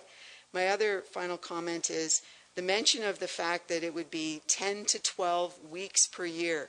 Kincardine Splash Pad, which we've heard about at a couple of times as such a great example. Kincardine Splash Pad this year is posted as only being open from July the 1st until the end of August. So I'm curious to know why Kincardine has made that decision already, that it's not a 10 or 12 month experience, or a 10 or 12 week experience, it's an 8-week experience. So I'm not supportive of the location. I think, it's a wonderful opportunity, but I don't think the location is the best place for it. So for that reason, I won't be supporting the recommendation. Thanks very much. Vice Deputy Huber. Other comments? I'll start with Councillor Grace. Thank you, Mr. Mayor. I will be supporting the recommendation. I'm not going to speak about the location. I think the Vice Deputy Mayor made some good points. What I do want to say is that I don't think that we can always say that Lake Huron is a splash pad. While it is a wonderful resource that we're so lucky to have, one of the things that I think is fantastic about this project is its accessibility for children with accessibility challenges. And I think that's just something we have to be conscious of, and I love that aspect of it. I'm also extremely impressed with the fundraising efforts and the fact that there is so much community commitment to this project. So, thank you. Councillor Minaj. Thank you, Mr. Mayor. I'd like to ask a couple of small items first, and they would be things like warranty on a splash pad. Could Jane answer that, if there is such a thing? I don't know if she hasn't got it tonight. If we can get that for you, Neil, I don't think she probably has that tonight. Okay, and a spare parts inventory and winter storage. I suspect we can get all that for you. All of those things are still part of the operating costs? Yes, they would be. Okay, and I'd like to thank the committee for all their hard work, and I will be supporting the project. And I do note that the $75,000 ask is a lot less than where I was originally thinking. So kudos to everyone that got it to $75,000, and I will support it. Thank you. Thank you. Deputy Mayor Charbonneau. Thank you, Mr. Mayor. I do support the recommendation. I think with regard to the location, I think it's important to note, as part of the work that's been done, and quite a lot of work has been done behind the scenes by the director and by the committee, and discussing and consulting pretty widely on how this ought to be done. A number of locations were considered as part of those considerations, and were ruled out for one reason or another. I think it's just important to note that some due diligence was done here in terms of looking around the community and looking for alternate locations. Ultimately, any location is going to have drawbacks and benefits. I think one of the big benefits of locating it down there at North Shore Park on the waterfront is that it goes toward building that major attraction that whole area ought to be, and once was more than it is today, and ought to be more in the future than it is now. And I think that I just came up with that on the spur of the moment. Thank you. It's very poetic. Anyway, but I think that that's what we're trying to do down there. Council has committed or has set aside, a little less than $1.5 million to do work down there over the medium or near and medium term to improve the area to the south of North Shore Park and to make it more of an attraction. And this adds to that. It builds it up, and when it's complete, if we do it right, it will be tremendous. And you can't. I just think you can't parse all this necessarily by committee. I think you have to make some commitments to making those improvements in some of these areas and doing some big things. I know Councilman Minaj always likes to tell me that I once made the statement that we should do big things and envision big things at the waterfront. I still believe that fundamentally, and this is one big thing we can do. And I hope that we will proceed. And I just want to thank again. I want to thank the committee for being here, for all the work that you've done to bring it to this point. I also want to thank the director, Jane, for her work on producing this recommendation. It was not easy work, but she's done excellent. She's done an excellent job in producing this recommendation and bringing together all this information for council to consider. And I think that she deserves our kudos for that hard work that she has done. And also, I think the $75,000 is something that is a good number for us to consider, one that is very much in line with what we did with regard to the skate park behind this building, and in fact, ultimately less than we ended up contributing to that project, I believe. So I think if we can set this location and set that funding target, I think that stands us in good stead to produce a strong result in 2017, and that we can. I think what we have here is enough information to say that what we're approving tonight, if we do approve it, is something that we can count on it being the fact in 12 months when it comes time to actually doing it, which hasn't always been the case with some of these projects where we didn't have the whole picture when we got into them, and then things changed as we got down the road. So I think that I guess what I'm trying to say fairly inarticulately there is that the work has been done well by the parties behind the scenes to structure something here that is approvable, and we should be confident in approving. Thank you, Mr. Mayor. Thank you. So I guess I'm ready to call the vote here. We've had lots of. Do you want to speak to it, Mike?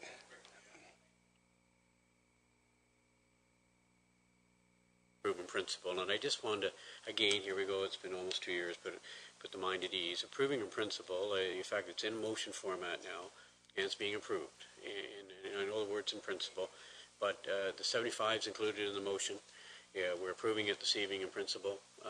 In November, December, we discuss our capital budget. I hope it's an automatic. And, so I didn't want the group leaving here tonight hearing the in principle. That's not necessarily a bad word. We've made it. I believe now we've gotten to the point where the committee should be, hopefully happy with the fact we've got the approval. Yes, in principle. 75 hopefully be an automatic in the fall, and again, congrats to the group. So, yeah, I just want to thank you for. I remember way back, and I know you're always wondering about what this council is doing. There's lots sit around here. I want to thank you for cooperating. I know we asked you a number of things to do to get it to this stage. Thank you for doing that, and we all, I'm sure, are looking forward to see it opened next July.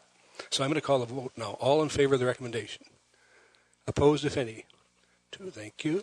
That carries. So, yep. If you want to take a recess now, sure.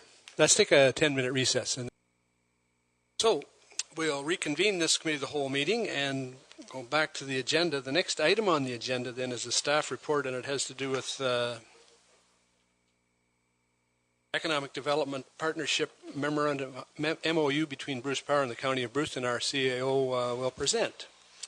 Thank you, Mr. Mayor. Staff are pleased to advise that a series of discussions that started at the time of the Bruce Power announcement late last year has resulted in the attached MOU outlining the parameters for a new and innovative program to leverage the economic opportunity that will result. The MOU's terms contemplating sharing costs for a dedicated staff resource person for a defined term whose focus will be 7 key objectives associated with nuclear energy and the Bruce refurbishment project. It is proposed that the individual be employed by Bruce County and have accountability to a steering committee that's led by the county CAO, Bruce Power, and local representatives, including Saugeen Shores and Kincardin's CAOs. Staff understand that the process to fill the position is well underway, and there's an expectation that once the individual is engaged, they will physically operate from facilities provided both at the county admin center and at Bruce Power itself. The MOU developed and the proposed program that will result is a multi-partner initiative that will provide a single point of contact for all potential opportunities that will arise through the Bruce Power project and will pay dividends to the entire county through the coordinated approach, attraction of the economic spin-off generated by the investment that will be occurring. The staff person engaged on the program proposed to be implemented pursuant to the MOU is proposed largely to be funded by Bruce Power and Bruce County, with each entity sharing core costs on a varying proportion through the term of the arrangement. Discussions between all the parties, including Saugeen Shores and Kincardine staff, have noted that there may be additional nominal costs that participants on the steering committee would be expected to contribute once the overall program is developed. For 2016, these potential costs are estimated to be between $5,000 and $10,000 per participant. Once the individual is engaged by Bruce Power, programming for and anticipated deliverables for the balance of the calendar year will evolve quite quickly. If there are any costs or participation that could be not borne by the current operating budget, staff intend to report back to Council to seek further approvals. And any future obligations will be identified in the upcoming operating budget deliberations, Mr. Mayor. Thank you. Then the recommendation is that the attached memorandum of understanding between Bruce Power and the County of Bruce with respect to the implementation of an economic development and innovation partnership be endorsed by the town of Saugeen Shores, and that town staff support the initiative, participate in the steering committee, and through the pending recruitment of the community development officer, endeavor to enhance the coordinated approach to leveraging the upcoming substantial investment in the nuclear sector that is forthcoming. Questions or comments? Councillor Grace. Thank you, Mr. Mayor. My question is, what would be some examples of the costs that might end up with a $5,000 to $10,000 cost per participant that we'd be paying for? Potentially some promotional material, participation at conferences and those kinds of things, displays, outreach costs, because for the most part we believe that the bulk of the sector that we're marketing to are in fact on the east side of the GTA, so there may be some travel and things like that. Any further questions? I think this is a great partnership. All in favor of the recommendation? Opposed, if any? That's carried. So the next item on the agenda is Environmental Services and Transportation Staff Report, and it has to do with the purchase of a single-axle plow truck. And our Acting Director of Public Works, Len Perdue, will present. Thank you, Mr. Mayor. As part of the 2016 fleet replacement schedule, staff is seeking approval to purchase a new 2017 International 7500 single-axle combination plow and sander unit. This purchase is proposed to be a single-source purchase. As in the past, staff is once again recommending the purchase of a cab and chassis from the local firm of Viking Civs Limited, which is situated in Mount Forest. Viking is an industry leader, and the municipality currently has 8 units that are completely equipped by this company. It is staff's experience that the company not only offers quality projects, but excellent service and support as well. The proposed single-axle plow truck will be replacing an existing unit that will be removed from the fleet. The existing unit will be sold online at an auction similar to the last plow truck. Staff is confident that the shortfall in the budget will be made up by the sale of this existing plow truck. However, probably won't get sold until next year, so it's carried over a season. Part of the purchasing, staff compared the proposed purchase price to recent purchases by other municipalities and the town of Saugeen Shores purchases 2 years ago. Upon review, staff is confident the price quoted to Saugeen Shores is a competitive quote. Thank you, Len. And the recommendation is that Council authorize the single-source purchase of a new 2017 International 7500 single-axle combination plow and sander unit from Viking Civs Limited for the quoted amount of $212,320.84 plus applicable taxes. Questions or comments? Councillor Dave Mayette. Thank you, Mr. Mayor, and through you. Just first question is, this is the same truck as we bought 2 years ago? We bought a new plow sander truck a couple of years ago, so this is just another one of the same? Identical. Identical, okay. And the second question is maybe not so much to you, Lynn, but more to the process. And in this case, it's a single source process. There wasn't a tendering or a bidding process for this, and I appreciate fully the reasons why. The Viking is obviously a local dealer, and they provide lots of support, and they've got a good reputation and all that. I just wonder what is the difference when do we use single source and when do we go to the bidding process? Because I know I had some people come to me with a question about a recent purchase of a bunch of computer equipment where it was tendered out and it ended up going to a company on the other side of the province from Ottawa as opposed to several local bidders in that case. So just what drives the decision to go single source or tender?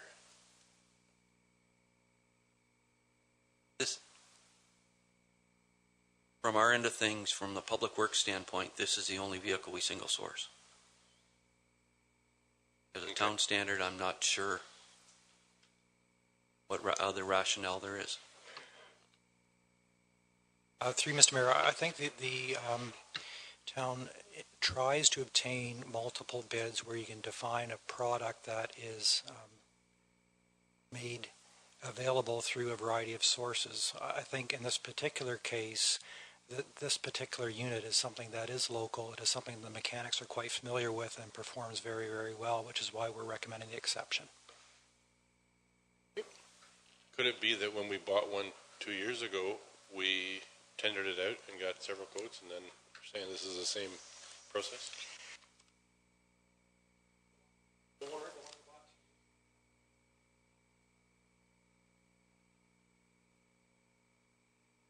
Okay, that makes sense. In the truck business, yes. Okay, any further comments? All in favor? Opposed, if any? That's carried. So the next item on the agenda then is, again, environmental services and transportation staff report, and it has to do with the purchase of a lawnmower. And again, our Len will present. Thank you, Mr. Mayor. An invitation to quote was distributed requesting prices for a 54-inch zero-turn lawnmower. The department only received 2 bids back. The preferred requirements as set out in the quotation were for 54-inch diesel, liquid-cooled machine. Proponents were given the opportunity to price other models. However, the quotation clearly stated the preferred options. The diesel was the preferred option because of the amount of hours utilized and the size of the area that requires maintenance. Diesel engines provide a better fuel efficiency and a longer life expectancy. Just for clarification, the 2 units that were priced were both diesels. The price of the purchase of the Kubota diesel mower is slightly above the allocated budget. The budget allotment is $12,000. Okay, thanks, Len. Excuse me. The recommendation is that council authorize the purchase of a 54-inch zero-turn Kubota diesel lawnmower from Robert Farm and Recreation at a price of $12,353 plus taxes. Questions? All in favor? That's carried. Sorry, the next item on the agenda is a planning and development staff report, and it has to do with drinking water source protection plan implementation. And our manager of development services, Bart Toby, will present the report. Thank you, Mr. Mayor. Further to Committee of Whole meeting of February 29th, 2016, staff has been informed that the revised source protection plan has been forwarded to the Ministry of Environment and Climate Change for approval. Staff have further reviewed the implementation requirements outlined in the source protection plan. To implement the source protection plan, the town is required to appoint a risk management official, RMO, who would undertake the following. Verify existing potential drinking water threats for Saugeen Shores. The town would need to confirm that certain properties are fuel handling facilities, along with associated quantities of fuel stored on site. Communicate with landowners once the location of the fuel handling facilities are identified. The RMO would have to contact landowners to obtain additional information to determine if the fuel handling facilities need to prepare risk management plans. Visit sites as part of an information gathering. The RMO would need to conduct site visits and verify the documentation records. Advise landowners regarding risk management plans. Once the requirement to prepare risk management plans is determined, the RMO would need to advise the relevant landowners of requirements set up a meeting to assist with preparation of risk management plan. Review and approve risk management plans. When the landowner submits their risk management plans, the RMO would need to review and approve them. Report to council annually. The RMO would report to council on the approved identify enforcement issues, if any. Investigate and enforcement if needed. The RMO would provide enforcement services pursuant to the provisions of the Clean Water Act. Further requirements include support of municipal staff on updating the official plan and zoning bylaws to require all non-residential land use areas to identify the fuel storage and handling of this restricted activity. Amending the documents would require that where fuel handling storage is permitted, the risk and management plan be negotiated with the risk and management official within 5 years of the effective date of the source protection plan. Staff has had discussions with the source protection staff at Gray Soluble Conservation Authority, GSCA, and have determined that they are qualified to implement the source protection plan in Saugeen Shores. Furthermore, a preliminary estimate of the costs to implement the plan has been prepared, which identifies the annual cost of the town is approximately $4,530 on average. Staff recommends entering into the agreement with the GSCA since the additional cost of the town for implementing it in-house would require substantial staff training. Moreover, GSCA staff is considered to be local experts on source protection water implementation, as they have entered into similar arrangements with 11 other local municipalities, including Meaford, Heron-Ellerslie, the town of Blue Mountains, Chatsworth, Brockton, Georgian Bluffs, Grey Highlands, South Bruce Peninsula, South Bruce, West Grey, and Kincardine. Funding is also available from the Ministry of Environment and Climate Change to assist in the implementation of the Source Protection Plan. The attached funding agreement provides funding for the town for the first full year between February 4th, 2016 and March 5th, 2017 for the implementation of the Source Protection Plan. Staff are recommending the sole sourcing of the GSCA staff to implement the Source Protection Plan because they have helped create the policy in the Source Protection Plan and because they are also the local experts that implement, as evident by the fact that 11 other municipalities use their services. Financial impact. $4,530 annual on average for the duration of the 5-year agreement. Payments to the City of Soluble as per the attached agreement are made on July 1st, 2016. Therefore, in 2016, the act should be. Therefore, in 2016, the impact should be minimal. Thank you. Thanks, Bart. The recommendation is then that, let me get back up here, that council consider sole sourcing the implementation of the Source Protection Plan and pass a bylaw to authorize entering into an agreement with the Gray Soluble Conservation Authority to provide the required services for implementation of the municipal Part 4 responsibilities under Clean Water Act 2006, and further the council authorizes the entering into of an agreement with the Ministry of Environment and Climate Change to assist with covering the cost of the first year of the implementation of the Drinking Water Source Protection Plan. Comments or questions? Councillor Grace. Thank you, Mr. Mayor. I have two questions. One is on page 84. The agreement indicates that we have a payment of $6,045 due on July 1st. The report also indicates that the Ministry of Environment and Climate Change will pay for the first year. So how is that money reimbursed, or how do we get that $6,000? So the grant is for greater than the $6,000 for the first year. They don't count it until the first full year of the grant, so it's actually the rest of this year and the next year that we can tap into the grant, which will be enough to cover both of those years. Okay, and my next question is kind of related to that too, because On page 95 of the agreement, it indicates that a municipality can receive between $5,000 and $15,000 for collaboration with between one to four or more municipalities. Are we going to be collaborating with anybody? My expectation is we're collaborating with 11 other municipalities to raise levels. I'd hope so, but Good. I never know with the government. So. Okay. Deputy Mayor Charbonneau. Thank you, Mr. Mayor. A couple of questions. One, the one paragraph here that talking about amending the official plan and the zoning bylaw to require all non-residential land use areas to identify the fuel storage and handling as a restricted activity. Fuel storage and handling will be a restricted activity in the areas identified as being a risk under the amendments to the source protection plan, right? So we're not saying here that all non-residential land will be subject to these restrictions, just the ones identified by the plan amendments, correct? That's correct. And I think you have to hit certain benchmarks to get to that. And the other question is a comment I have actually related to this, the implementation of this, is the signage that is going up or has gone up. There's currently a sign up has been placed on County Road 3 of the Doll Side Road, which is got to be at least 2 kilometers from anywhere that's at risk.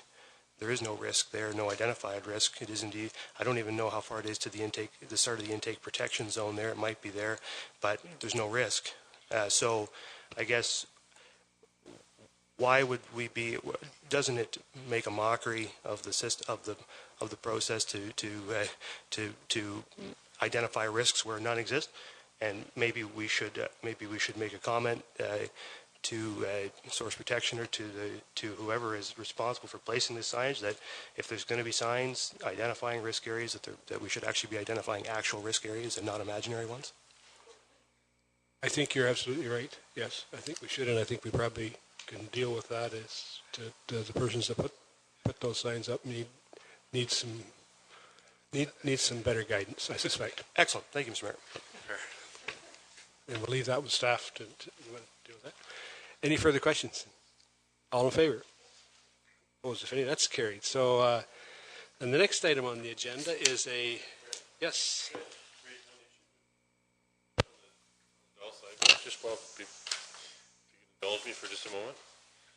Is that signage near the storage facility for Truly Nolan, the pesticides? Maybe that's the risk that it's identifying.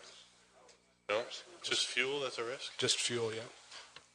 And huge fuel storage numbers, not little fuels. Huge. It has to be a large volume of fuel. Yeah, 20,000 liters. 20,000 liters storage units. Yep. No, it's not. No, and that's not in the capture zone. So.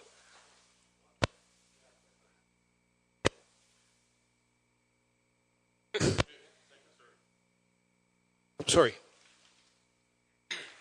Get my mic here.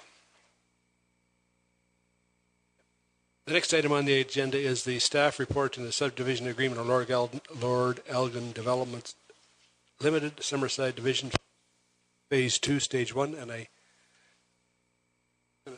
Bart, our Director or Manager of Development, will present. Thank you, Mr. Mayor. The vacant lands located west of Goddard Street have been zoned and draft plan approved for residential development. Lord Elgin Estates Development Ltd. applied for an approval and submitted the engineering drawings for Phase 2, Stage 1 of the development, which will create a block on which an apartment development will proceed.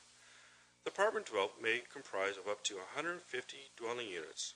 Staff expect the site plan application for the apartments imminently. This subdivision will facilitate the construction of Devonshire Road westerly from Goddard Street to provide access to the apartment block. This phase will also open up the potential for more commercial lands fronting on Devonshire Road to be developed subject to the site plan control. This development triggers the installation of signalized traffic intersection at Devonshire Road and Goddard Street, as well as the installation of a wastewater main required by this development. The town is able to decommission the Devonshire sewage pumping station. A bylaw to approve the final subdivision agreement will be presented at a future council meeting. All costs to to be paid for by the developer except the following. The construction of the signalized intersection at Goddard Street in Devonshire will be a town-funded project. This project was approved in the 2013 capital budget and has been deferred until the timing of this part of the subdivision moves forward. The developer is making a contribution for this project.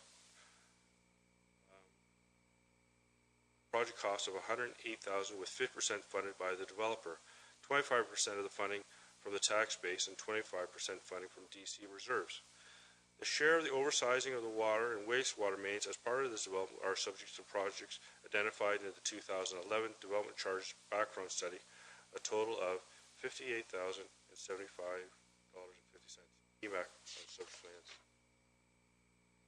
lands. Thank you, Bart. The recommendation is that Council consider a bylaw to authorize a subdivision agreement with Lord Elgin Estates Development Limited for Phase 2, Stage 1 of the Summerside subdivision. Questions? We'll start with Councillor Madison. Thank you, Mr. Mayor. Through you, is a stoplight really required at that intersection? You want to go ahead? Yes.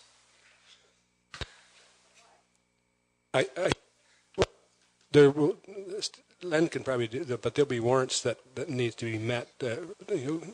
Maybe you can explain it better than me. As part of the development, they had to prepare a traffic study, and the traffic study determined that a stoplight is required. Through you, Mr. Mayor, then we have another stoplight less than 100 meters up the road at Independent. Correct. This is one of the main outlets from the subdivision, though. Wow.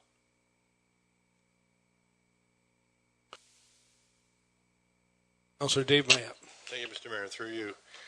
Bart, could you explain the cost difference between installing a standard 20 millimeter or 200 millimeter water main and a 300 millimeter water main, and if you're digging the hole, how the cost is more than just buying the pipe? Because apparently it is. Well, I'm not an expert in water main service, so I'll have to pass it on to our local resident expert, Len, and hopefully he can answer better than I can. Okay. It's okay. Basically, the only extra cost is the pipe. The difference in the cost of the pipe. For the simple reason is you're going to use the same equipment to dig the trench and place the pipe and the same manpower as you would whether it's a 200 diameter or a 250. Correct. Okay. Neil, Councillor Minaj.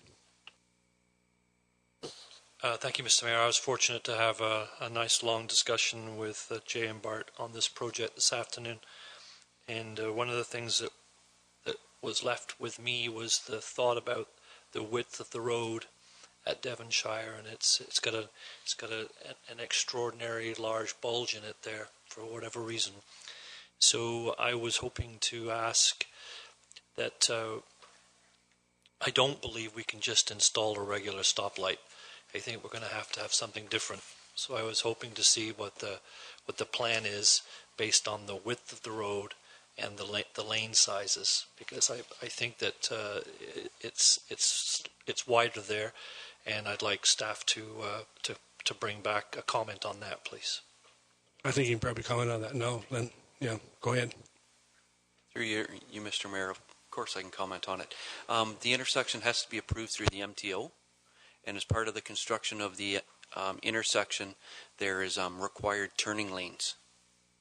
So there will be 2 straight through lanes northbound and a left turn lane when you're heading northbound. When you're coming southbound, there will be 2 straight through lanes and a left turn lane as well. That is why it bulges out. There's tapers and the turning lanes.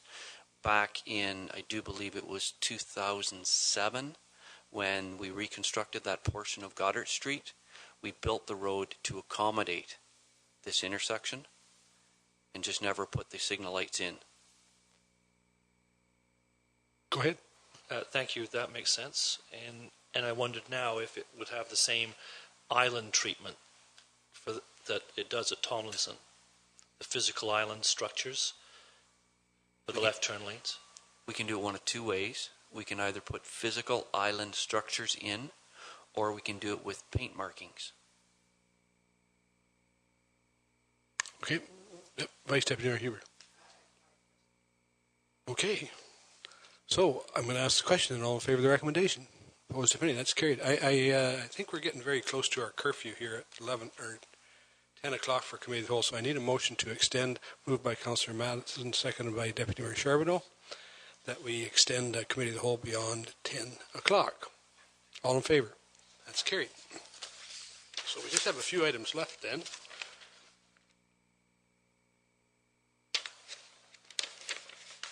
The next item then is a commission. We've dealt with the splash pad, so the next item on the agenda is Crime Stoppers' request for a donation, and I'll take some direction from committee. Vice Deputy Mayor Huber. Thank you. I know we have generally an opportunity to make donations via some very small fund, but my question really is that the request is dated back to March. I'm just curious, has a response gone to the Crime Stoppers organization, just letting them know that we at least received it? Or I'm just curious because the timing seems odd to me, and it doesn't really ask for a specific amount of money as far as I read. Was that request made for a definite amount? I don't know. I think the letters, I don't see it in the letter, and so I don't know that there was a specific amount. I suspect, but, oh, sorry. Go ahead. Do you want to respond, Deputy Mayor? Yeah, I have an answer to that question, Mr. Mayor. This is on this evening at my request because these folks from Crime Stoppers did a presentation at which Dave and I were present at the Police Services Board. This must have come, I don't know exactly what happened. It must have been sent to us, and I don't know if it was on a committee of the whole information and we passed over it or whatever. I don't know, but I'm not sure. But anyway, I wanted to bring it forward because they asked us to bring it forward for this request. I know Kincardine Council contributed $500 recently to Crime Stoppers. The reason why this is important and why I thought it was important for Council to see it is that Crime Stoppers is having their support rolled back now by the OPP, and they're pretty well reliant on the OPP and contributions from the public to operate, and it's reaching the point where they're concerned they will not be able to operate anymore without some support financially from other sectors, and they've been getting it traditionally. This is an important program for the Saugeen Shores Police Service. We receive a number of tips on a monthly basis from Crime Stoppers. It's very important for the police service to do its job, and my request, Mr. Mayor, would be for the town of Saugeen Shores to contribute $500, the equivalent of what Kincardine has contributed to Crime Stoppers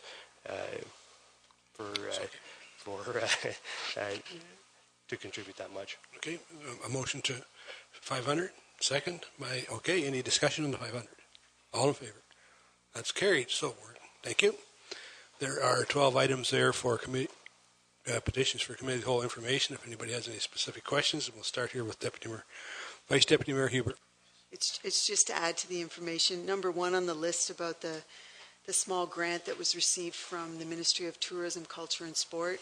Basically, what they're going to be able to do is have spin in the water. So the aquatics director is quite excited about the ability now to purchase this equipment via this grant.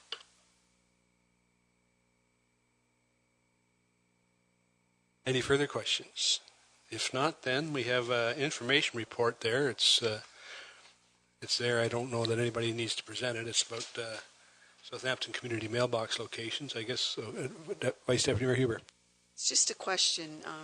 I'm curious to know, do we have any ability through you to lend, do we have any ability to provide any influence or suggestions as to the nature of these boxes, these community mailboxes? Like, how much do we have to say about where they go and what they look like and how they're sited in a particular location?